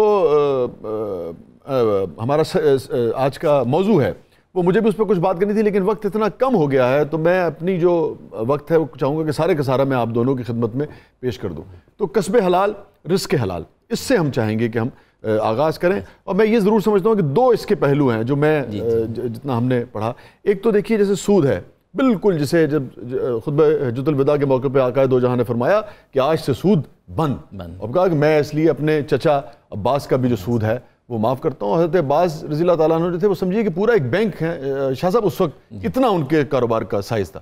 لیکن آپ دیکھیں کیا ویسے ہستیاں تھیں، کیا آقا کی تربیت تھی. وہ بار بار یاد آتا ہے نا کہ وہ فیضان نظر تھا یا کہ مکتب کی کرامت تھی. سکھائے کس نے اسماعیل کو آداب فرزندی. تو فیضان نظر جو ہے وہ کیا چیز ہوتی ہے. آپ نے کہا آج سے سود معاف، اور میں اپنے چچا حضرت عباس کا سود جو ہے وہ معاف کرتا ہوں. تو چچا کیا فرماتے ہیں؟ کہنے لگے سود معاف اور سود کا اصل بھی معاف. کیا ہستیاں ہیں سر. ایک تو یہ ہو گیا. دوسرا ہے سر ملاوٹ ہے، ذخیرہ اندوزی ہے، چور بازاری ہے، گڑبڑ ہے، رشوت ہے، مال بنانا ہے. دوسرا یہ حرام ہو گیا سارے کا سارا. ایون اپنے کام میں ڈنڈی مارنا جو ہے. یہ دونوں کو ذرا الگ الگ بیان فرما دیجیے. اچھا بہت بہت شکریہ. کسب حلال میں بنیادی طور پر جو چیز ہے 2 چیزیں ہیں. ایک تو یہ کہ کمانا، اور حلال کا مطلب حلال ذریعے سے کمانا. اب اگر اس طرح دیکھیں تو بہت ساری چیزیں، جیسے ابھی آپ نے سود کا ذکر کیا، سود جو ہے وہ حلال نہیں ہے. اسی طرح غبن، چوری، ڈاکہ، دھوکہ، دجل، یہ سب ذخیرہ اندوزی، یہ حلال. ملاوٹ، رشوت، یہ بس وہ تو حدیث میں باقاعدہ آیا نا کہ تم نے اگر صحیح فریش گندم کے ساتھ اگر گیلی گندم جو ہے وہ بیچ دی تو تمہارا کوئی تقویٰ جو ہے، تقویٰ صرف ریش مبارک جو ہے وہ بڑھانے کا نام نہیں ہے. تقویٰ تو ہے یہی کہ معاملات میں انسان جو ہے وہ کیا کرتا ہے. کسب حلال کی بنیاد جو ہے وہ صداقت ہے اور امانت ہے واہ واہ کہ واہ، جو آپ نے بیچنا ہے اس کی عیب بتا کے بیچیں، خوبی بتا کے نہیں. سبحان اللہ سبحان اللہ، اور ہمارا جو سسٹم ہے بدقسمتی سے وہ خوبیوں کو چھپا کے مال بیچنا بالکل ہے. درست کہہ رہے یہ بھی کسب حلال میں ہیں، جی نہیں جی ہے. بالکل درست کہہ رہے ہیں. دوسرا یہ ہے کہ سود کیوں جنم لیتا ہے. حضور صلی اللہ علیہ وسلم جس طرح منشیات جو ہیں یہ بھی، یعنی اگر آپ کاروبار کر رہے ہیں نشہ کا اور آپ سمجھ رہے ہیں کہ میں بڑی محنت بھی کر رہا ہوں تو یہ حلال نہیں ہے، کیونکہ اس سے معاشرے میں یعنی فساد پھیلتا ہے. بالکل ٹھیک ہے. اسی طرح سود جو ہے، جب نبی محترم صلی اللہ علیہ وسلم ہجرت کر کے مدینہ تشریف لائے تو اس وقت 4 منڈیاں یہودیوں کی موجود تھیں، یعنی ٹریڈنگ سینٹرز تھے جی جہاں کاروبار ہوتا تھا. آپ نے اس کاروبار کا حصہ نہیں بنے. آپ نے جہاں حرم نبوی کی بنیاد رکھی وہاں ساتھ ہی منڈی ایک خیمے میں قائم کی، اور حرم اور منڈی یعنی ٹریڈنگ سینٹر دونوں کو حرم کی کیفیت دی کہ جو رزق حلال کماتا ہے اس کا مقام جو ہے واہ واہ واہ، وہ صادقین کے ساتھ ہے، واہ واہ واہ، صدیقین کے ساتھ ہے، شہیدین کے ساتھ ہے، صالحین کے ساتھ ہے. اور دیکھیں تو ہمارے تمام انبیاء جی کچھ نہ کچھ کماتے تھے اور اسی لیے اس تو سے دیکھیں اپنا نا، رزق بانٹتے حلال تھے. این عبادت ہے. اب یہ چونکہ اس قدر ہم پڑھتے ہیں کہ ہم اس کی اہمیت اور اس کی جو فصاحت اور بلاغت ہے اس سے غالباً بھول چکے ہیں. اور پھر دوسری جو چیز ہے، یہ چھوٹی سی جو منڈی ٹریڈنگ سینٹر مسلمان حضور صلی اللہ علیہ وسلم نے اپنے دور میں قائم کیا، اور بڑی ایک اچھی آج کل ایک کتاب آئی ہے 7th سینچری مدینہ اکنامکس. ہمارے دوست ہیں منیر احمد صاحب، انہوں نے بہت پیاری کتاب لکھی اور اس دور کا سارا یعنی معاشی منظر پیش کر دیا ہے اور سارا اس یعنی ماڈرن اکنامک ٹرمز میں بیان کیا ہے. یہ نہیں ہے کہ ہٹ کے سود کیا ہے، لیبر کیا ہے، اس طرح کی چیزیں. اب جب وہ منڈی قائم ہوئی تو یعنی یہودیوں نے آ کے اس کی رات کے وقت تنابیں کاٹ دیں. تو حضور صلی اللہ علیہ وسلم نے یہ نہیں کہا کہ اب ہم یہودیوں کی منڈی میں جائیں گے، انہوں نے کہا کہ آج سے منڈی اوپن لگے گی. ٹھیک ہے. اور اس میں سب سے پہلے یہ تھا کہ وچولیے بھی نکال دیے گئے. ٹھیک ہے. اور آج ہم اپنی اسلامی تاریخ میں دیکھیں تو مملکت خداداد شیر میسور کی جو ہے ٹیپو سلطان کی، انہوں نے بھی وچولیے بیچ میں سے نکال دیے تھے. ٹھیک ہے. اور وچولیے نکالنا جو ہے اس سے یہ ہوتا ہے کہ وہ لوگ بھی خیر کا کام کریں، تجارت کریں، لوگوں کو فائدہ پہنچائیں. تجارت جو ہے اور مال کمانا جو ہے وہ اتنا ہونا چاہیے کہ جیسے نبی محترم صلی اللہ علیہ وسلم نے فرمایا کہ آپ جب مزدور رکھتے ہیں تو اسے اجرت بتائیں، اور جب وہ راضی ہو تو اسے رکھیں. بیگار کی اجازت نہیں ہے، ہمت سے زیادہ کام کرنے کی اجازت نہیں ہے، بوجھ لینے پسینہ کی. خشک ہونے سے پہلے اس کی اجرت جو ہے ڈیلے پیمنٹ جو ہے اس کا کوئی تصور نہیں ہے، فوری پیمنٹ اور مکمل پیمنٹ. اور پھر یہ دیکھیے کہ ایکسپریشن دیکھیے آپ عرفان بھائی ہیں اپنا شاہ جی، کیا ایکسپریشن، اس سے بڑا ادب ہے نہیں دنیا میں کہ پسینہ خشک ہونے سے پہلے اس کی مزدوری جو ہے. اور حضرت انس رضی اللہ عنہ فرماتے ہیں کہ حضور صلی اللہ علیہ وسلم نے مزدوری، میں اس لیے میں کہہ رہا ہوں چونکہ اس پہ بھی ذرا آپ شامل کر لیے گا چونکہ 1 مئی بھی ہے نا، یوم مزدور بھی ہے. تو آپ یہ ایک بڑی دلچسپ ہے کہ 1 مئی کا اگر ہم تصور دیکھیں تو جس وقت آج کل تو یعنی کہ اشتراکیت جو ہے، کمیونزم، وہ اپنی ہوا کھو بیٹھا ہے. جی جی بالکل. مگر سرمایہ داریت، کیپٹلزم جاری ہے. اور بدقسمتی سے ہمارے ملک میں بھی کیپٹل کلچر نے بہت جنم لیا ہے. اب یہ سرمایہ داری کیوں جنم لیتی ہے؟ میں یہ بات کہنا چاہتا ہوں کہ نبی محترم صلی اللہ علیہ وسلم نے جب سود منع فرمایا تو اس وقت یہ تھا کہ جو سادہ سیدھا کاروبار تھا اس سے اتنی خوشحالی تھی کہ نبی محترم صلی اللہ علیہ وسلم کے پاس لوگ آئے کہ ہمیں بتائیے کہ ہم اس پیسے کا کیا کریں. یسألونک ماذا ینفقون، آپ نے فرمایا قل العفو، کہ جو آپ کے پاس فالتو ہے وہ بینکوں میں مت جمع کریں، وہ تجوریوں میں مت جمع کریں، وہ زمینوں میں مت دبائیں، وہ لوگوں میں بانٹ دیں، جو ضرورت سے زیادہ ہے اسے تقسیم. اور اس کا ایک عملی مظاہرہ مملکت خداداد پاکستان کو بھی کہا جاتا ہے، مملکت خداداد میسور کو بھی کہا جاتا ہے. اب انہوں نے کیا کیا تھا کہ انہوں نے یہ کیا کہ بینکنگ سسٹم جاری کیا سود فری. وہ سود فری سسٹم یہ تھا کہ جو لوگ کاروبار کرنا چاہ رہے ہیں، جن کے پاس وسائل نہیں ہیں، بینک ان کی مدد کرتا تھا اور بینک اپنا سسٹم چلاتا تھا. جیسے کہ حضرت قائد اعظم علیہ الرحمہ نے SBP State Bank of Pakistan اس بنیاد پہ بنایا تھا کہ ہم مغرب کی سودی اور سرمایہ داری نظام سے نجات حاصل کریں گے. جیسے کہ حضرت علامہ نے کہا تھا کہ پنجہ یہود میں ہے، مغرب کی جان پنجہ یہود میں ہے. اور جب معیشت کسی کی چلی جائے تو آپ کا مذہب بھی آپ کا نہیں رہتا، آپ کی ریاست آپ کی نہیں رہتی، غربت تو کفر تک لے جاتی ہے، غربت اور کفر برابر ہیں. اور پھر یہاں پر ایک بڑی اچھی مثال جیسے کہ آپ نے پہلے گفتگو میں بیان کیا تھا کہ نبی محترم صلی اللہ علیہ وسلم کے پاس ایک شخص آیا جو بھوکا تھا، سائل تھا. جی جی جی جی. تو سائل مانگنے والے ہیں، جو قرآن میں لکھا ہے کہ آپ انہیں دھتکاریں مت، انہیں رزق کھلائیں، مگر انفرادی طور پر آپ قارون کا خزانہ لے کے بھی چلیں تو ختم ہو جائے گا۔ تو نبی محترم صلی اللہ علیہ وسلم نے کیا چیز فرمائی؟ گداگری ہر حالت میں منع ہے، خواہ وہ انفرادی ہو، خواہ اجتماعی ہو، خواہ ریاستی ہو۔ اگر آپ گداگر بنا دیں گے تو غیرت ختم ہو جائے گی، حمیت ختم ہو جائے گی، پھر آپ آبرو سے زندہ، سر بلندی سے زندہ رہنا چھوڑ دیں گے، ختم ہو جائے گی عرفان بھائی، جستجو ختم ہو جائے گی کچھ کرنے کی۔ نبی محترم صلی اللہ علیہ وسلم نے فرمایا کہ تمہارے پاس کوئی چیز ہے، اس نے نظر دوڑائی، جی کہنے کہ گال ہوں، انہوں نے کہا سوچو کوئی چیز، انہوں نے گھر میں دیکھو، گھر میں دیکھو کوئی چیز پڑی ہو، تو انہوں نے کہا ایک پیالہ ہے میرے پاس، انہوں نے کہا لے آؤ پیالہ۔ دو چیز، ایک کہتے پیالہ اور دو آتی، بعض روایت میں مشکیزہ ایک آتا ہے اور بعض روایت میں ایک چادر بھی آتی ہے۔ تو جب وہ لے آئے تو انہوں نے وہیں کہا کہ بھئی اس پیالے کا کوئی خریدار ہے، جس کو ضرورت ہے وہ خرید لے گا۔ اب فرض کریں وہ پیالہ جو تھا وہ 2 درہم میں خرید لیا۔ پہلے ایک صحابی نے 1 درہم کہا، پھر فرمایا آقا نے کہ کوئی اور اس سے بڑھ کے، پھر ایک صحابی نے کہا کہ میں 2 درہم میں خریدوں گا، تو 2 درہم اس کو دلوا دی۔ اب وہ 2 درہم جو ہیں اس سے کیا ہوا؟ وہ ایک خوشحالی کا منظر شروع ہو گیا کہ آپ نے کہا کہ 1 درہم سے روٹی کھاؤ، دوسرے درہم سے کلہاڑی خریدو، اور جنگل جاؤ، لکڑی کاٹو۔ اور بڑی بیوٹی ہے اس میں عرفان بھائی، آپ کی بات بڑی ہوتی ہے کہ آقا نے کہا کہ تم نا کلہاڑی کا پھل لے کے آؤ، اور پھر پھل لے کے آیا جب تو لکڑی سے اپنے ہاتھ سے سرکار دو عالم صلی اللہ علیہ وسلم نے اس کا جو دستہ مبارک اپنے ہاتھ سے اس کو فکس کر کے اور پھر اسے دیا کہ جاؤ، اور اب پھر فرمایا کہ 15 دن تک اب میرے پاس مت آنا۔ اب آپ دیکھیے کتنی بڑی بات ہے، چونکہ یہ ہم ہمیشہ سنتے ہیں، اس کا اگلا ٹکڑا عموماً ہم مس کر جاتے ہیں کہ 15 دن کے جب بعد وہ آیا تو 12 درہم تک وہ کما چکا تھا، کھا پی کے اس کے پاس 12 درہم تک۔ تو یہ برکت ہے کسب حلال کی۔ جی جی، اور یہ ہمارے معاشرے میں اگر کوئی ریاستی سطح پر دیکھنا چاہے تو ہمارا زوال پذیر دور تھا ٹیپو سلطان کا۔ ان کی ریاست کا منظر دیکھیں جو تقریباً 60 سال کی ہے، 40 سال تقریباً رہی ہے، باپ بیٹے کی سلطنت، اور انہوں نے وہ معیار قائم کیا تھا کہ لیبر اینڈ ویجز اور بر وقت یعنی ادائیگی۔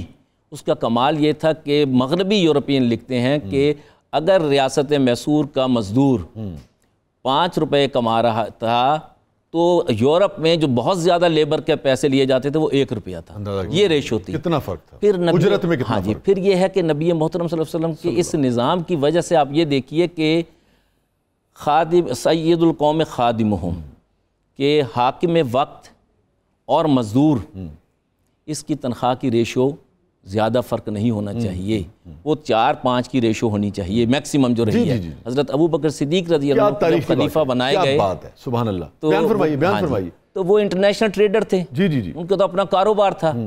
جب خلیفہ کا منصب لیا گیا تو حضرت عمر فاروق رضی اللہ عنہ نے فرمایا کہ اب اپنی دکان بند کر دیں، کاروبار بند۔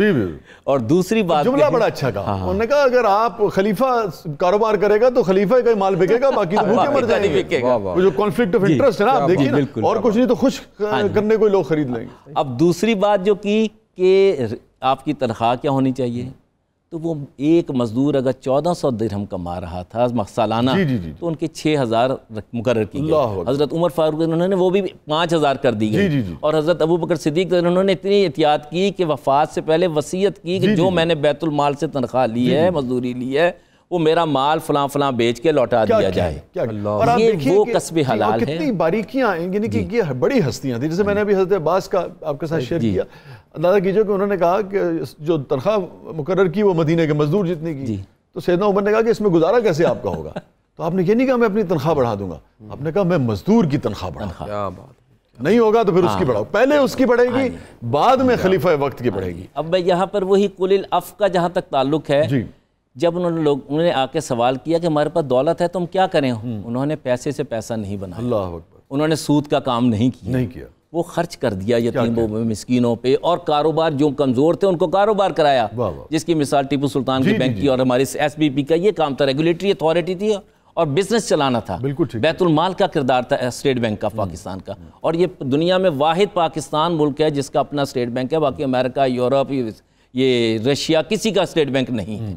یہ وہ روایت ہے جو نبی محترم صلی اللہ علیہ وسلم نے کسب حلال کے لیے کی تھی، وہ جاری ہونی چاہیے۔ بدقسمتی سے ہم نے اس کو بدل دیا ہے، مگر جی آپ کی بات کریں، جی بدل دیا، آپ مکمل کر لیجئے پھر مجھے بریک پہ جانا۔ اچھا، پھر دوسرا یہ ہے کہ سرپلس منی ہوگی تو سود کا کام ہوگا۔ اس پہ اگر ہم واپس آ کر بات کر لیں، اور پھر میں آپ سے 2 سوال ابھی چھوڑے جا رہا ہوں کہ اتنا ایکسپریشن، اتنی زیادہ یعنی کہ اس سے ناپسندیدگی ہے کہ سود اللہ سے جنگ ہے، اور 1 درہم ایک درہم کا بھی اگر سود زندگی میں آتا ہے تو چونکہ شرعی مسئلہ ہے اس لیے میں شیئر کر رہا ہوں تو 36 مرتبہ زنا کرنے سے زیادہ بالکل اتنی اس کی نفرت ہے. اس کے باوجود ہم اس علت میں کیوں مبتلا ہیں اور اس کے نتائج کیا ہیں, اس پر بات کریں گے. اور پھر محنت پر ہم شاہ صاحب سے گفتگو کریں گے. ہمیں جانا ہے بگٹی صاحب کی طرف ذرا. جناب بگٹی صاحب. جی بگٹی صاحب آپ نے ہمیں اپنا بنا لیا ایک ہی منٹ میں. جی آپ نے دل دیا کہ نہیں دیا؟ ہم نے بگٹی صاحب کو دل دے دیا, آج بلوچستانیوں کو دے دیا دل. بہت شکریہ, بہت شکریہ. اللہ آپ کو سلامت رکھے, آپ کا اقبال بلند کرے, تاجدار حرم. جی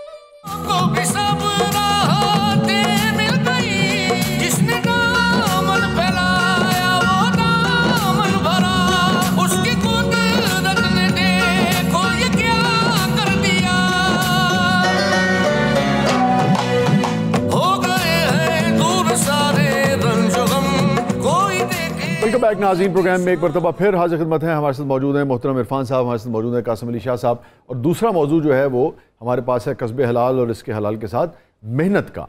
اور محنت کی سگنیفیکنس اسلام میں اس حد تک ہے کہ آخری وقت تک انسان کو عضو معطل نہیں ہونا ہے.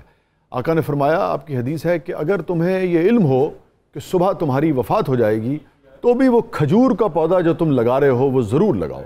آپ کے علم میں ہوگا کہ کھجور جو ہے وہ ان درختوں میں سے ہے, ان پھلوں میں سے ہے, درخت جو ہے وہ دیر سے جو پھل دیتے ہیں, لیکن آخری وقت تک بھی آپ کو سوسائٹی میں کچھ کنٹریبیوٹ کرنا ہے اپنی محنت کے ذریعے. اور اقبال کہتے ہیں نا کہ وہ تجھے آبا سے اپنے کوئی نسبت ہو نہیں سکتی کہ تو گفتار وہ کردار, تو ثابت وہ سیارہ. محنت نہیں کرتے ہیں ہم اور باتیں کرتے ہیں ہم نشاط ثانیہ کی اور اپنے بزرگوں کی, اپنے آبا کی. یہ میں تو ڈائریکٹ چونکہ وقت کم ہو گیا تو محنت کی تفصیل وغیرہ میں نہیں جا رہا. یہ بتائیے کہ کیوں ہم نے محنت ترک کر دی ہے؟ شاہ صاحب اس میں اگین ہمیں دیکھنا, کولیکٹیو نہیں ہم کہہ سکتے. آپ کو بڑے بڑے محنتی لوگ بھی ملیں گے, آپ کو کام چور لوگ بھی ملیں گے, لیکن محنت کرنے والے کی ایک پوری سائیکالوجی ہے, اس کا ایک منطق ہے. آپ کبھی کسی بھی محنتی انسان کے ساتھ اٹھیے بیٹھیے, اسے جانیے تو اس کا ایک فلسفہ اس کو جب پرکھیں گے تو پتہ لگے گا کہ وہ وقت ضائع کرنا نہیں چاہتا, وہ اپنے آپ کو مصروف رکھتا ہے, اس کا لائف سٹائل ہیلدی ہے, اس کے عزائم اور ٹارگٹس بڑے کلیئر ہیں, اور اس کی زندگی میں آنے والے وقت کے بارے میں کوئی ایک پکچر, ایک ویژن, ایک لانگ ٹرم گول لازمی اس کے پاس موجود ہے, کہاں پہنچنا چاہتا ہے وہ. جو اس کے دوسری طرف ایک کاہل ہے, کاہل کی زندگی میں کوئی لانگ ٹرم پلان نہیں ہوتا, کوئی ویژن نہیں ہوتا. آپ ریٹ ریس کا ورڈ, آپ انگریزی کے پروفیسر ہیں, آپ جانتے ہیں, ریٹ ایک پوری کی پوری ایک فلسفی رکھتا ہے. آپ کبھی کسی کمرے میں چوہا نکل آئے, اس کو آپ ماریے, روکیے, اچھا وہ بھاگے گا لیکن اس کی سمت کوئی نہیں ہوگی, اور وہ سمت بالخصوص کسی مقصد کے لیے نہیں ہوگی. یعنی اس کا بھاگنا دیکھیں گے تو شاید ایسا کوئی دنیا کی مخلوق نہیں بھاگ سکتی, لیکن منزل دیکھیں گے آپ تو کسی منزل کو نہیں پاتا, کیونکہ وہ منزل اس لیے نہیں ہوتی کیونکہ اس کی سوچ آنے والے وقت کے بارے میں نہیں ہوتی. اچھا اسی طرح بعض اوقات کسی کو یہ جملہ بھی کہا جاتا ہے کہ یار ایدا تے دماغ چوہے ورگ ہے, یہ پنجابی میں عام طور پہ لوگ ہے تو بڑا سخت تھا نا, لیکن یہ بھی اسی لیے کہا جاتا ہے کہ یہ بڑے آنے والے وقت کو دیکھے بغیر کوشش کرتا ہے. اچھا آئندہ وقت کو سامنے رکھنا, کسی مقصد خواب کو بنانا اور کوشش کرنا, یہ محنت کی طرف لے جاتا ہے. یہ بھی کہا جاتا ہے کہ وہ لوگ جو سست ہوتے ہیں دراصل ان کے عزائم یا مقاصد اتنے چھوٹے ہوتے ہیں کہ وہ ہمت پھر پیدا نہیں کر پاتے. موٹیویشن جو جذبہ آپ کے اندر ہوتا ہے وہ آپ کے اندر آپ کے خوابوں کی وجہ سے آتا ہے. کسی کی دی ہوئی تحریک وقتی ہو سکتی ہے. اگر آپ انٹرنل موٹیویٹڈ رہنا چاہتے ہیں اور انگیج رکھنا چاہتے ہیں اپنے آپ کو مقاصد کے ساتھ تو پھر بڑا سوچئے اور بڑے مقاصد بنائیے. شاہ جی یہ بات آپ نے کی ایمبیشس ہونے کی, ایمبیشن ہونے چاہیے زندگی میں. اچھا اب ہم ایک تو رمضان ٹرانسمیشن کر رہے ہیں اور دوسرے آپ بھی بابوں کے عاشق ہیں, ہم بھی ان کے چاہنے والے ہیں, وہ لے جاتے ہیں ہمیں درویشی کی طرف. تو درویشی اور فقیری جس میں پیسے کی بہت زیادہ اہمیت نہیں ہے, جس میں ایک زہد ہے, آپ سونے کا پہاڑ بھی درویش کے سامنے رکھ دیں وہ نظر اٹھا کر نہیں دیکھے گا, تو کیا یہ کاہلی کی طرف لے کر جاتی ہے, تساہل پسندی کی طرف لے کے جاتی ہے, بے عملیت کی طرف لے کر جاتی ہے, یا درویشی رکھتے ہوئے بھی آپ نے محنت اختیار کرنی ہے؟ یہ اس بیلنس کو کیسے قائم کریں گے؟ شاہ صاحب میرا خیال ہے دنیا کا کوئی بھی بابا درویش اگر وہ بندے کو سست بنا دے, کام چور بنا دے, وہ ظالم ہے. پھر وہ کوئی استاد مربی نہیں ہو سکتا. اس کائنات میں بہترین ہستی سرکار دو عالم صلی اللہ علیہ وآلہ وسلم کی, آپ سے زیادہ فنکشننگ کون ہو سکتا ہے؟ آپ نے زندگی کے ہر شعبے میں آپ نے پرفارم کر کے دکھایا کہ ایسے کرنا ہے. اور محنت دراصل میں کہتا ہوں مومن کی تو پہچان محنت, ایک عاشق رسول کی بھی پہچان محنت ہونی چاہیے. تو محنت تو کر کے دکھا دی, اور تمام دنیا کے بڑے نام, آپ کسی کا نام لے لیجئے. میں ایک کوٹیشن دیکھ رہا, مجھے یہ ہے تو فرانسس بیکن کی بڑی شاندار, اس نے کہا میں نے دنیا کے بڑے انسانوں کو افلاس اور غربت میں سے نکلتے دیکھا, محنت کرتے دیکھا, کہ جھگیوں سے نکلیں اس کے بعد وہ عرش کے تارے بنے. تو بغیر محنت کے تو کبھی بھی کوئی نامی نہیں ہوا. اچھا ہوتا کیا سر کہ دانا خاک میں مل کر گل و گلزار ہوتا ہے. ہر وہ بندہ جو سست ہے نا وہ قسمت کا زیادہ بلیور ہوتا ہے. بالکل ٹھیک ہے. اصل میں قسمت پہ یقین رکھنا چاہیے, لیکن ایک محنت کی اور انفلوئنس کی ڈومین ہے جس میں آپ رہ کے کام کر سکتے ہیں. جب آپ سب قسمت پہ چھوڑ دیتے ہیں تو پھر یہ ریشو کیا ہوگی شاہ جی, ریشو کیا ہوگی قسمت کی, محنت کی, اور کام مختلف ہے. اچھا چلیں جنرلی اگر آپ کو بیان فرمانا چاہیں. سر میں کہتا ہوں بعض اوقات اتنا کرم ہوتا ہے کوشش کوئی نہیں ہوتی. آپ نے کچھ نہیں کیا ہوتا اور پھل آپ کی جھولی میں گر جاتا ہے. ساڑھے ورگے جڑے نے میں تو کہتا ہوں بلیسڈ لوگ ہیں, آپ تو انکلوڈنگ اسی میں ماشاءاللہ. الحمدللہ کا جو مطلب مجھے سب سے اچھا لگا نا وہ یہ ہے کہ کریڈٹ نہیں لینا, اس کو کریڈٹ دیں. یعنی مکمل کریڈٹ آپ اس کو دیں کہ میرا کیا کمال ہے. اور اگر واقعی آپ کے دل کی یہ کیفیت ہے کہ میرا کوئی کمال نہیں تو پھر یہ کرم قائم ہو جاتا ہے, یہ کرم ہمیشہ رہتا ہے. لیکن آپ نے محنت کی ہوتی ہے. اچھا محنت آپ یہ کہہ رہے ہوتے ہیں ایکچولی کہ میں نے محنت کی مگر یہ میری محنت کے نتیجے میں نہیں ملا ہے, ملا اس کی وجہ سے. یہ دیکھیں نا بندہ بڑا لاجیکل ہو کے بھی آج سوچے کہ ہماری محنت کی اوقات اور حیثیت کیا ہے. بے شک کوئی حیثیت نہیں. بالکل درست. قابلیت کی کیا اہمیت ہے, ہنر کی, ڈگریوں کی, علم کی کیا اہمیت ہے. اتنے لا معلوم میں سے تھوڑا سا معلوم بھی ہو گیا تو اس پہ آپ کیا اترائیں گے. تو یہ اس کا فضل اور کرم ہی ہوتا ہے. لیکن کہیں پر آپ کو تھوڑی سی کوشش کرنی پڑتی ہے, باقی رب کرم اور فضل کر دیتا ہے. یہ کمبینیشن زندگی میں, اگر آپ ایک فلسفہ ہے اس کو لنکنگ ڈاٹ تھیوری کہتے ہیں, اگر آپ مڑ کے اپنی زندگی کے واقعات کو ڈھونڈیں, تلاش کریں تو آپ کا ایمان اور پختہ ہو جائے گا کہ فضل اور کرم سے ہی کام ہوتے ہیں. سبحان اللہ. یہ بچپن میں نا شاہ صاحب ہم دیسی لوگ ہیں, آپ سرگودے سے, میں گجرات سے, ہمارے گھروں میں بھڑولے اوپر رکھے جاتے تھے، بھڑولا اس برتن کو بڑے جس میں گندم ڈالی جاتی تھی، تو بڑے بوڑھے جب گندم آتی تھی تو وہ اٹھا کے بوریاں لے کے جاتے تھے. ہم جیسے چھوٹے بچوں کو کہتے تھے تھوڑا سا ساتھ دو، ہم ساتھ دیتے تھے اور اوپر جا کے اس بھڑولے میں ڈالنے کے بعد شاباشی ملتی تھی، کمال کیا تم نے. ہمیں لگتا ہے ہم نے کیا ہوتا تھا.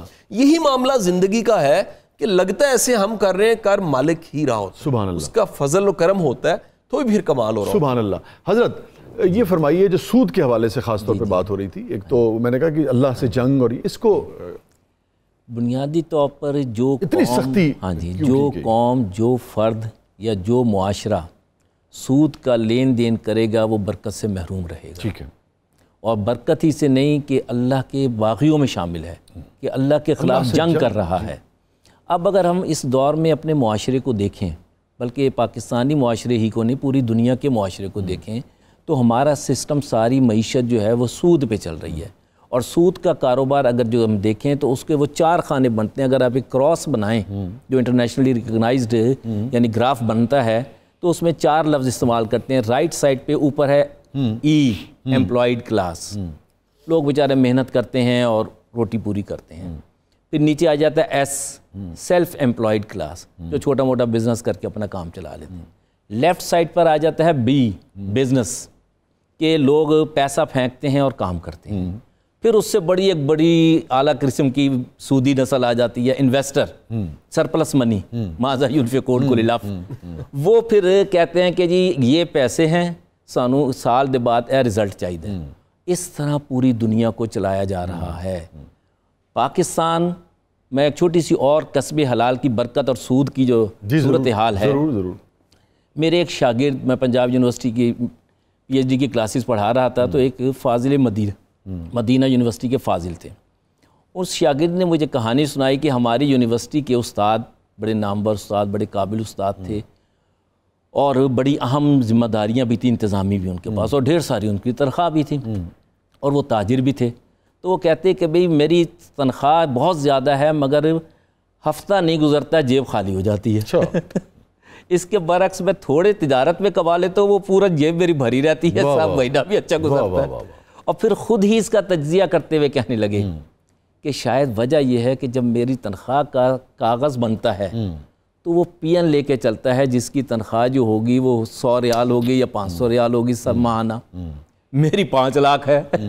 تو وہ سب کی دعائیں منفی ساتھ چلتے اس کو بہت ڈسپیرٹی ہے. تو اب ہمیں اس چیز کا خیال رکھنا چاہیے کہ ڈسپیرٹی ختم. میں آپ کو بتاؤں سچی بات ہے، مجھے کیا لینے دیں، چونکہ آن ایئر یہ کبھی کہی نہیں گئی. میں اپنے شعبے میں جب دیکھتا ہوں تو مجھے حقیقتاً یہی تکلیف ہوتی تھی جو آپ کہہ رہے تھے. ہمارے یہاں اینکر جو ہے وہ لیتا ہے 10 روپے، اور ہمارا جو پروڈیوسر ہے، جو ہمارا جو نیچے کام کرنے والے بیچارے 1 روپے پہ کام کر رہے ہوتے ہیں. اتنی ڈسپیرٹی ہے. اب یہاں نبی محترم صلی اللہ علیہ وسلم کا فرمان ہے کہ لیبر کی اہمیت یہ ہے کہ اگر آپ کے پاس پیسہ ہے، جس کا آپ کے پاس مال ہے، مزدور لیا کہ وہاں پہنچایا جائے، تو مزدور کا کام ہے کہ وہ امانت داری سے وہ کام کرے. مگر مزدور کا حق ہے کہ وہ اس منافع کا حصہ بنے. یہ نہیں ہے کہ آپ نے سارا اپنے پاس رکھ لیا اور پھر دولت کی دولتی معاشرے میں چھوڑ دی. آپ کا مزدور لیبر کی اتنی اہمیت ہے، اس کا وہ حق دیا جائے، اس کو منافع کا بھی حصہ دیا جائے. دوسری بات کہ کہیں بھی امپلائی اگر کوئی آپ رکھتے ہیں تو اس کا رزق، اس کی تنخواہ، اس کی سیلری پیکج ایسا ہونا چاہیے کہ وہ اپنے تمام اچھا کھائے، ضروریات اچھا پہنے، اس کا گھر بنا سکے، وہ اپنے بچوں کی تعلیم دے سکے، ہیلتھ کام اور دیگر بنیادی حقوق کا بندوبست کر سکے. اب یہ اسی صورت میں ہے کہ جب آپ لیبر کو عظمت دیتے ہیں، وہی فلسفہ ہے نا کہ مزدور کی اتنی تنخواہ ہو جس میں خلیفہ بھی گزارا کرتا ہو. یعنی کہ آپ مزدور کی تنخواہ اتنی ہو، دوسرے لفظوں میں جس میں اس وقت خلیفہ تو ہم نہیں ہیں، مطلب پرائم منسٹر ہیں، لیکن جو چیف ایگزیکٹو ہے، اس کا مطلب ہے کہ مزدور کی تنخواہ اتنی ہونی چاہیے اس فلسفے کے مطابق پاکستان میں جتنی عمران خان صاحب سے. اب یہیں آپ دیکھیے کہ قائد اعظم علیہ الرحمہ بہت بڑے تاجر بھی تھے، بڑے بڑے وکیل بھی تھے، اور اپنے دور میں برٹش امپائر میں ان سے زیادہ تنخواہ لینے والا کوئی وکیل نہیں تھا، خود برٹشر نہیں تھے، مگر اس کے ساتھ وہ کاروبار بھی کرتے تھے. یہ ہمارا لاہور کا کور کمانڈر ہاؤس جو ہے وہ بھی جناح ہاؤس ہے. اب یہ دیکھیے کہ جب وہ گورنر کی بات کر رہے تھے، میرے پاس ادھر کچھ مجھے ہدایت دے رہے تھے، جناح ہاؤس کہلاتا ہے. اب یہ دیکھیے کہ جب قائد اعظم علیہ الرحمہ گورنر جنرل بنے ہیں تو ان کی تنخواہ کتنی تھی؟ جی قلیل ہو گئی بہت. اور انہوں نے ریاست کو کے مال کو امانت سمجھتے ہوئے جب ان کے پاس یعنی میٹنگ ہو رہی ہے تو جو برٹش ٹریڈیشن تھی کہ جنہیں کھانا بھی دیا جائے, انہیں کافی بھی دی جائے, انہیں چائے بھی پلائی جائے, تو جب قائد اعظم سے کہا گیا کہ جی یہ سرو کرنا ہے تو انہوں نے کہا یہ سب بھوکے آئے ہیں گھر سے. جی. ارے آخری وقت میں وہ جو لسٹ آئی کہ جی اب آپ کو بہتر کچھ کھانے کی ضرورت ہے, خوراک بہتر کرنی ہے, تو ایک طویل اصلاحی کی غذا, تو آپ نے بیشتر چیزیں کاٹ دیں اور ایک دو جو خوراک کے لیے ضروری تھی انہوں نے کہا بس یہ رکھو میرے تاکہ ڈبل روٹی جو وہ تو ذاتی خرچے سے آتی تھی اس کو بھی محدود رکھا کہ جب میں نے کھانا اتنا ہے اور ڈبل روٹی میرے ملازم بھی نہیں کھا سکتے. وہ تو یعنی حضرت قائد اعظم کا سٹائل یہ تھا کہ ان کے گھر میں جتنے ملازم تھے کھاتے وہ اچھے تھے, قائد اعظم کی تو خوراک کی دوڑی تھی. بالکل ایسے. مگر یہ حوصلہ اسی وقت آتا ہے جب محنت میں عظمت آتی ہے اور بردباری آتی ہے اور برداشت آتی ہے. مگر سود کا کام بند ہونا چاہیے, اور اس کی مثال اگر دیکھنا ہو تو وہ شیر میسور کی سلطنت خداداد ہے, اور قائد اعظم نے پاکستان کو بھی سلطنت خداداد کہا ہے. تو بالکل ٹھیک. شاہ جی مجھے یہ بتائیے کہ بہت نوجوان جو ہیں وہ ملتے ہیں, آپ سے بھی ملتے ہوں گے, شاید آپ چونکہ استاد ہیں آپ سے اور زیادہ ملتے ہوں گے, ہمیں بھی مشاعروں میں ادھر سے, اور کہ جی لوکی اگے نہیں آن دیں وہ جناب بڑی لتاں کھچ لیندے نے. لیکن ہم نے یہ دیکھا کہ اگر آپ اچھا آپ کا گلا ہے, آپ رکشے والے بھی ہیں, اور اب تو بالکل ہی میرے خیال میں شاہ جی اب تو کوئی روک ہی نہیں سکتا آپ کو, 100%. یعنی کہ آپ اچھا شعر کہتے ہیں, آپ اچھا بولتے ہیں, آپ اچھا گاتے ہیں, آپ اچھے نعت خواں ہیں, آپ اچھے حمد پڑھ لیتے ہیں, آپ میں جو ٹیلنٹ ہے وہ اس وقت آپ اس کو روک نہیں سکتے ہیں. اور دوسرے شعبوں میں بھی یہی ہوگا, آپ اچھا کوئی چیز ڈیزائن کر لیتے ہیں کرتا. تو میں پوچھنا یہ چاہ رہا ہوں کہ اس کے باوجود یہ بچے کیوں یہ سوال کرتے ہیں؟ تو حقیقی محنت سے دور ہیں کیا وہ, حقیقی محنت سے؟ اچھا سر, اس میں 2-3 فیکٹرز ہیں. ایک ایسا ہے کہ یہ کہیں نہ کہیں غلط العام ہو چکا ہے, یہ بات اتنی زیادہ عام ہو چکی ہے کہ شاید رستے بڑے روکے جاتے ہیں. یہ اتنا زیادہ کانوں میں پڑ چکی ہوتی ہے بات کہ ہم پھر محنت پہ یقین اور آنے والے ایک اچھے وقت پہ یقین نہیں رکھتے, ایک وجہ. دوسرا سر ایسے ہوتا ہے کہ جس کے ساتھ ایسا ہوا ہوتا ہے وہ بڑا ڈسکریج کرتا ہے, وہ یہ نہیں بتاتا اس کا فالٹ کیا ہے, وہ اپنی کمی کوتاہی کو نہیں بتاتا, وہ گلا شکوہ شکایت الزام بڑا آسان کام ہے. آپ بیٹھے کسی کو بھی کہہ دیجئے, نظام کو غلط کہہ دیجئے, سسٹم کو غلط کہہ دیجئے, لیکن اپنی غلطی نہیں بتائی جاتی. تیسری بات یہ کہ ریئلٹی کیا ہے, ہم سب کو اس وقت ماننا چاہیے. شاہ صاحب میں آج سے 15 سال پہلے ایک اخبار میں چھپوانے کے لیے چکر لگاتا تھا, کتنے چکر لگاتا تھا پھر چھپا. اس وقت آپ کا ایک بلاگ, ایک مضمون اگر سوشل میڈیا پہ جاتا ہے اور اس میں جان ہے تو کوئی روک نہیں سکتا. اب تو بالکل آپ یوٹیوب پہ ڈالتے ہیں, آپ کے کانٹینٹ میں جان ہے. میں تو اپنے کلاس روم کو کلاس روم ہی نہیں کہتا, وہ اسٹوڈیو بن چکا ہے. میری کہی ہوئی بات, کلاس روم میں کہی ہوئی بات, وہ ملینز میں بعض اوقات لوگ سن لیتے ہیں.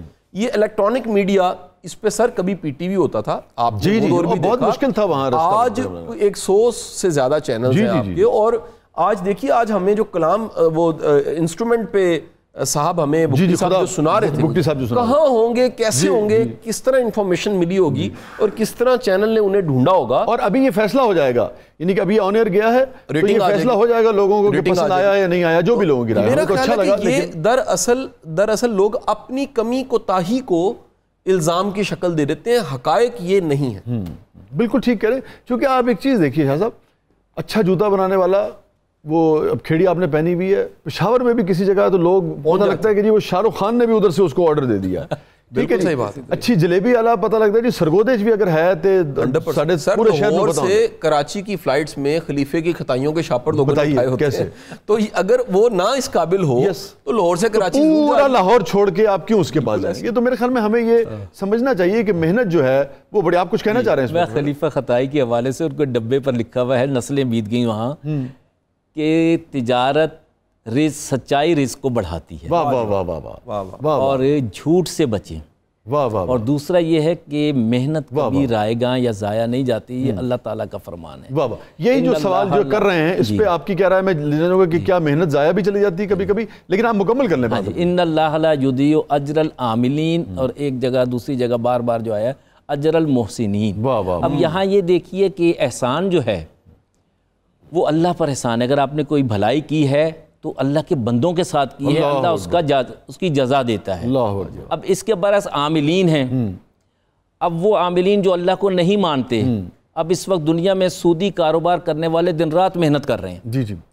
ہم لوگ سو رہے ہیں محنت سے آری ہوئے ہیں، مگر وہ 7 سمندر بیٹھ کے بھی انہیں پتہ ہے کہ ہم نے IMF کے ذریعے کیسے مینیج کرنا ہے، ہم نے بینکنگ سیکٹر کے ذریعے کیسے مینیج کرنا ہے، ہم نے ایڈ دے کے کیسے مینیج کرنے ہیں چیزوں کو، اور اس میں لپیٹ رکھا ہے. جبکہ ریاست کا کام جو ہے وہ اپنے عوام کے لیے فادرلی رول ہوتا ہے، ان کو ریگولیٹری اتھارٹی ہوتی ہے، ان کو فیسیلیٹیٹ کرنا ہوتا ہے. کسی کو اپنی حد سے باہر نہیں نکلنے دیتے، نہ منافع کو حد سے باہر نکلنے دے سکتے.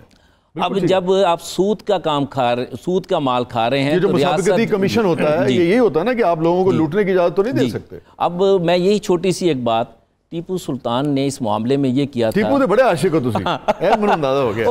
یہ ہے کہ وہ ایک آئیڈیل ریاست تھی، وہ ایک مثالی ریاست کا مثالی حکمران تھا. اور حضرت علامہ نے تو بڑی دلچسپ بات کی، اس کی یونٹی آف ایکشن جو تھی نا بات، وہ کیا کہتے ہیں کہ حق لا شریک ہے، باطل دوئی پسند ہے، حق لا شریک ہے، شرکت میان اے حق و باطل نہ کر قبول. آپ جب اللہ سے یاری لگا رہے ہیں، القاسب و حبیب اللہ، جب اللہ کے حضور صلی اللہ علیہ وسلم فرما رہے ہیں کہ محنت کرنے والا اللہ کا یار ہے، اللہ کا دوست ہے، تو اللہ کا دوست تو نہیں ڈولتے. ٹھیک ہے. اور ٹھیک ہے شاہ جی، اب جبر قدر کا بھی ایک فلسفہ ہے اپنی جگہ. بعض اوقات جبر حاوی ہو جاتا ہے اور اپنا قدر جو ہے وہ حاوی ہو جاتی ہے. آپ جو مرضی کریں، جبر بھی حاوی ہو جاتا ہے. خدا نہ خواستہ کو بیچارہ ایک ٹانگ کے بغیر اللہ تعالیٰ نے اس کو کر دیا، ایک بینائی نہیں دی. یہ بھی تو سب ہے نا. تو محنت کیا ضائع بھی ہوتی ہے اور کتنے % ضائع ہوتی ہے؟ اگر یہ ہم تو ریشو کیا بنتی ہے اس کی؟ اچھا شاہ صاحب، ہم محنت کر کے ایک امید لگاتے ہیں ایسا ہوگا، جب ویسا نہیں ہوتا تو ہمیں لگتا ہے محنت ضائع ہو گئی ہے، حالانکہ محنت ضائع نہیں ہوئی ہوتی. محنت کہیں کسی اور شکل میں ہمیں ریوارڈ ملنا ہوتا. بڑی صحیح عمدہ بات کیا. دوسری بات شاہ صاحب، زندگی میں ابھی تک میرا جتنا مطالعہ ہے، آٹو بایوگرافیز پڑھی ہیں، بڑا کچھ پڑھا ہے، میں نے دیکھا شاہ صاحب بدترین حالات میں بھی حالات فیصلہ نہیں کرتے، آپ کا رسپانس فیصلہ کرتا ہے کہ آنے والا وقت کیا ہوگا. واہ واہ. یعنی کہ حالات پہ رد عمل اور یہ اختیار کہ اب آپ نے کیا ریئیکشن کرنا ہے، ٹھیک ہے، یہ آپ کے پاس قدرت ہمیشہ یہ رکھتی ہے. آپ گلہ کریں، شکوہ کریں، شکایت کریں یا شکر کریں، یہ اختیار آپ کے پاس ہوتا ہے. سو آپ کی وہ محنتیں جو آپ کو آپ کی ایکسپیکٹیشن کے مطابق نتیجہ نہیں دیتی، وہ بھی کوئی سبق دے رہی ہوتی ہیں، اور وہ سبق آنے والے وقت میں آپ کے 21 سال، وہ محمد علی قلعے کا کہتے تھے کہ وہ کہتا ہے جی میں نے مکہ 21 سال میں بنایا. 21 سال کی جو محنت ہے اس میں کتنی کامیابی ہے، کتنی ناکامی ہے، اس کے بعد ایک قابل مکہ آپ کے سامنے آتا ہے. بالکل آپ کی بات بڑی ہوتی ہے. آپ دیکھیں جو بین جانسن وغیرہ جو کہ ہمارے دور کے تھے اس لیے ہمیں وہی یاد ہیں، اب تو آج کل تو پتہ نہیں. 1 منٹ دوڑنا ہوتا ہے اس نے، 1 منٹ میں فاسٹسٹ کا فیصلہ ہو جاتا ہے کہ دنیا کا تیز ترین آدمی کون ہے. اور لوگ یہ بھول جاتے ہیں کہ 5 سال اولمپک میں آنے سے پہلے وہ صبح شام 10 گھنٹے یا 12 گھنٹے دوڑتا ہے، تب جا کے 1 منٹ کو اس کو وہ پرفارم کرنا ہے. اور بعض اوقات وہ گر بھی جاتا ہے پرفارمنس کے دوران، یہ بھی تو ایک ہے. لیکن یہ ممکن نہیں ہے کہ دوڑے بغیر وہ سوال ہی پیدا نہیں ہوتا. آج جو ماڈرن سر قسمت کی ڈیفینیشن پرسنل ڈیولپمنٹ کی کتابوں میں لکھی بڑی ڈیفرنٹ ہے.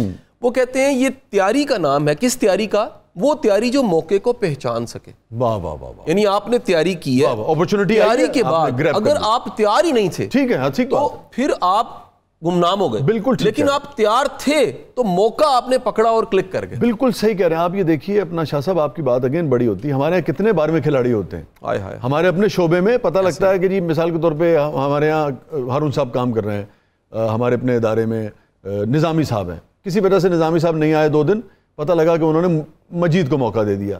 اب اگر مجید میں ٹیلنٹ ہے تو وہ 2 دن میں ہی یہ بتا دے گا کہ جی میں ٹھیک ہوں. اور بہت سارے لوگوں کو ایسا موقع ملتا ہے، کچھ اس اپرچونٹی کو ضائع کر دیتے ہیں اور کچھ جو ہے وہ اتنے تیار ہوتے ہیں کہ 2 دن میں ان کو موقع مل جاتا ہے، سو آئندہ وہ موقع انہیں ملتا چلا جاتا ہے. صاحب ہماری اپنی زندگیوں میں ہم کہیں جگہ 12ویں کھلاڑی نہیں تھے. جی جی صاحب بیٹھے ہیں. جی جی جی جی بالکل ایسے ہم سب کہیں. بالکل ذاتی طور پہ میرے ساتھ یہ ہوا کہ مجھے میرے ایک استاد نے جو کسی گورنمنٹ کے ڈپارٹمنٹ میں پڑھاتے تھے، انہوں نے ایک دن مجھے بھیج دیا. وہ نہیں جا سکتے تھے. جب میں کلاس میں گیا شاہ صاحب میرے سامنے ڈپٹی کمشنرز بیٹھے ہوئے تھے.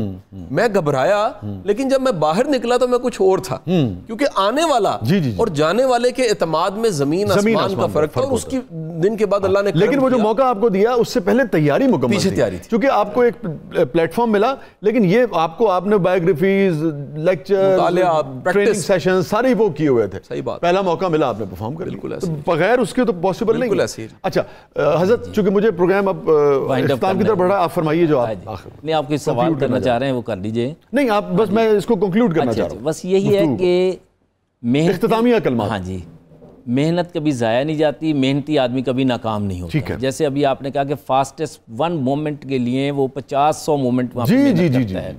اور اسی طرح دیکھیے کہ ہم نے پاکستان جب بنایا تھا اس کے لیے محنت کی تھی، اور محنت جو تھی وہ امت کے تصور سے تھی، اس میں سود کے کام کے لیے نہیں تھی، اس میں فیوڈلزم نہیں تھا، اس میں یہ دیگر چیزیں نہیں تھیں جو آسان رزق کے لیے ہم کوششیں کرتے ہیں. آسان رزق اس وقت اچھا لگتا ہے جیسے کہ قرآن میں بڑا واضح حضور صلی اللہ علیہ وسلم نے بھی لکھا ہے کہ آپ جب کوئی یعنی اپنے دنیا میں سے نصیب آخرت کے لیے لے کر جائیں، آپ جو کما رہے ہیں آپ دے کر جائیں قوم کو، امت کو، تاکہ آپ آخرت اپنی سنبھالیں. بالکل ٹھیک. بہت بہت شکریہ پروفیسر صاحب، بہت بہت شکریہ شاہ جی.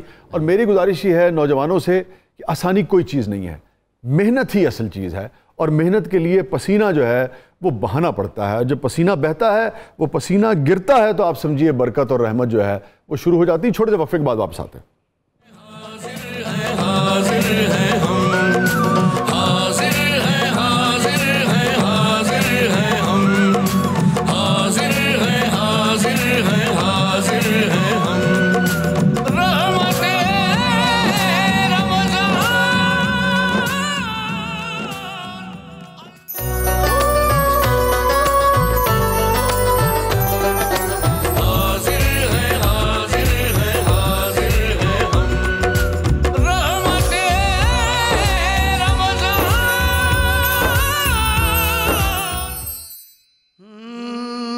بگڑی دنیا سنوار دے مولا، بگڑی دنیا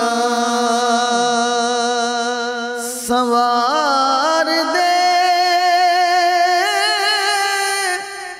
مولا، پھر سے رحمت اتار دے مولا، پھر سے رحمت. یہ خزائن تو جان لیتی ہے،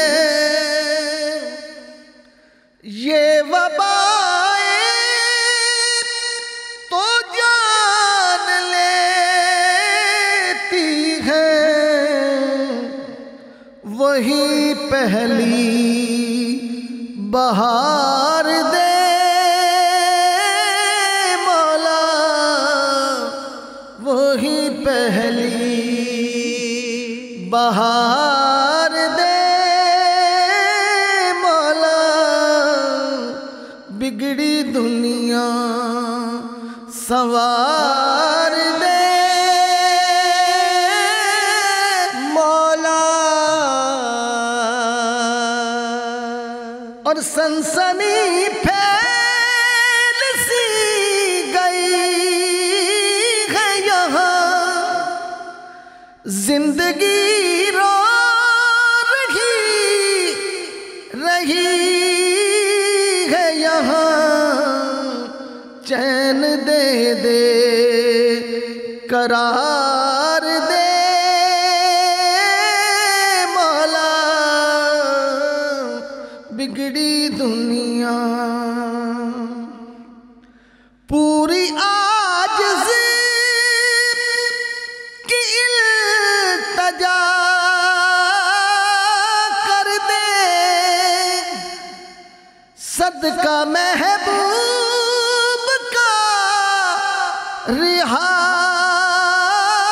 کر دے، توڑ غم کا اثار دے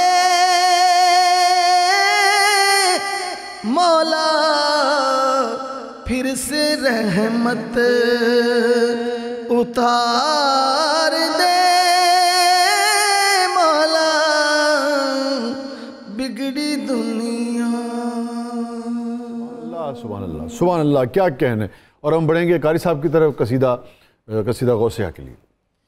بسم اللہ الرحمن الرحیم. اللهم صل على سيدنا محمد معدن الجود والكرم وآله وأصحابه وبارك وسلم. یا شاہ جیلا یا شاہ جیلا یا شاہ جیلا یا شاہ جیلا. سقاني الحب كأسات الوصال فقلت لخمرتي نحوي تعالي. سعت ومشت لنحوي في كؤوس فهمت بسكرتي بين الموالي. فقلت لسائر الأقطاب لموا بحالي وادخلوا وأنتم رجالي. وهم واشربوا وأنتم جنودي فساقي القوم بالوافي ملالي.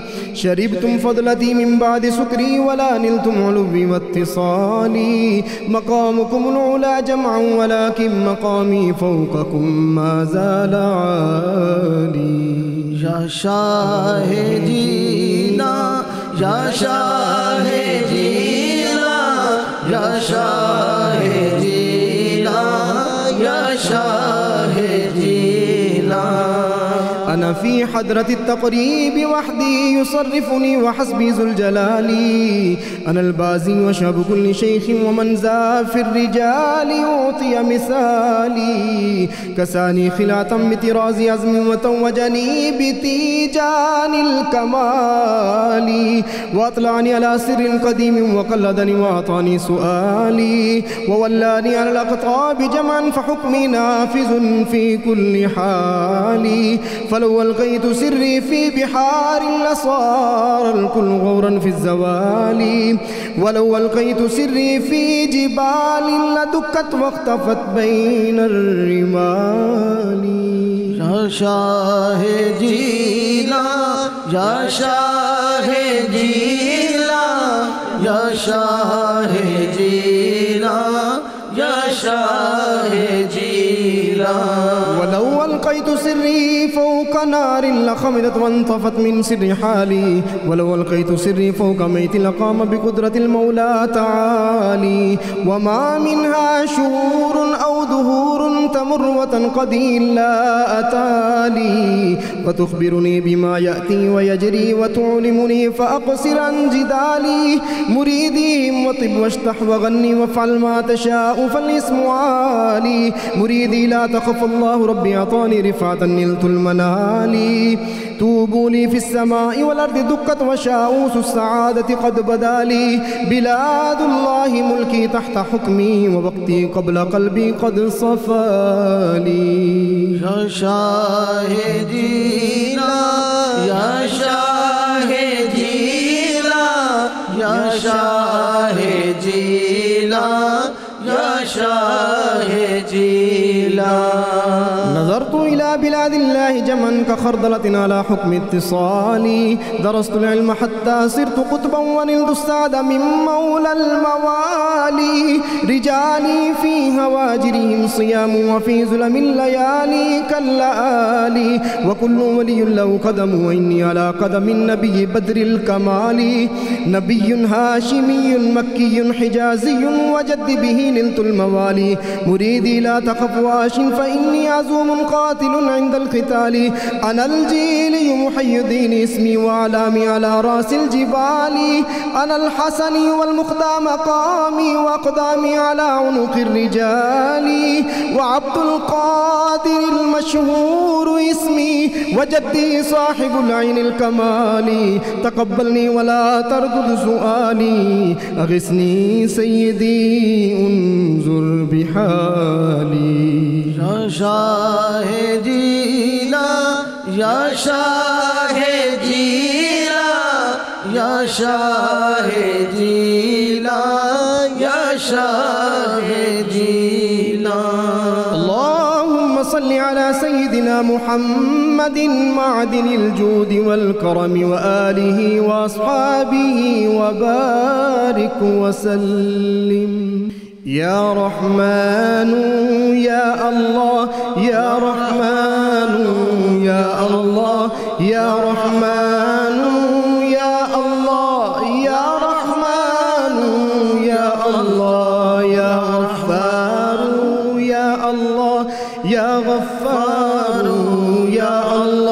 يا غفار يا الله يا غفار يا الله يا سلام يا الله يا سلام يا الله يا سلام يا الله يا سلام يا الله يا الله يا الله يا الله يا الله يا الله دل کو نور کر دے سختی دور کر دے اپنا قرب دے کر دوری دور کر دے اللهم صل على سيدنا محمد وعلى آل سيدنا ومولانا محمد وبارك وسلم وصل عليه اللهم ربنا آتنا في الدنيا حسنة وفي الآخرة حسنة وقنا عذاب النار وقنا عذاب القبر وقنا عذاب الحشر واحشرنا مع الأبرار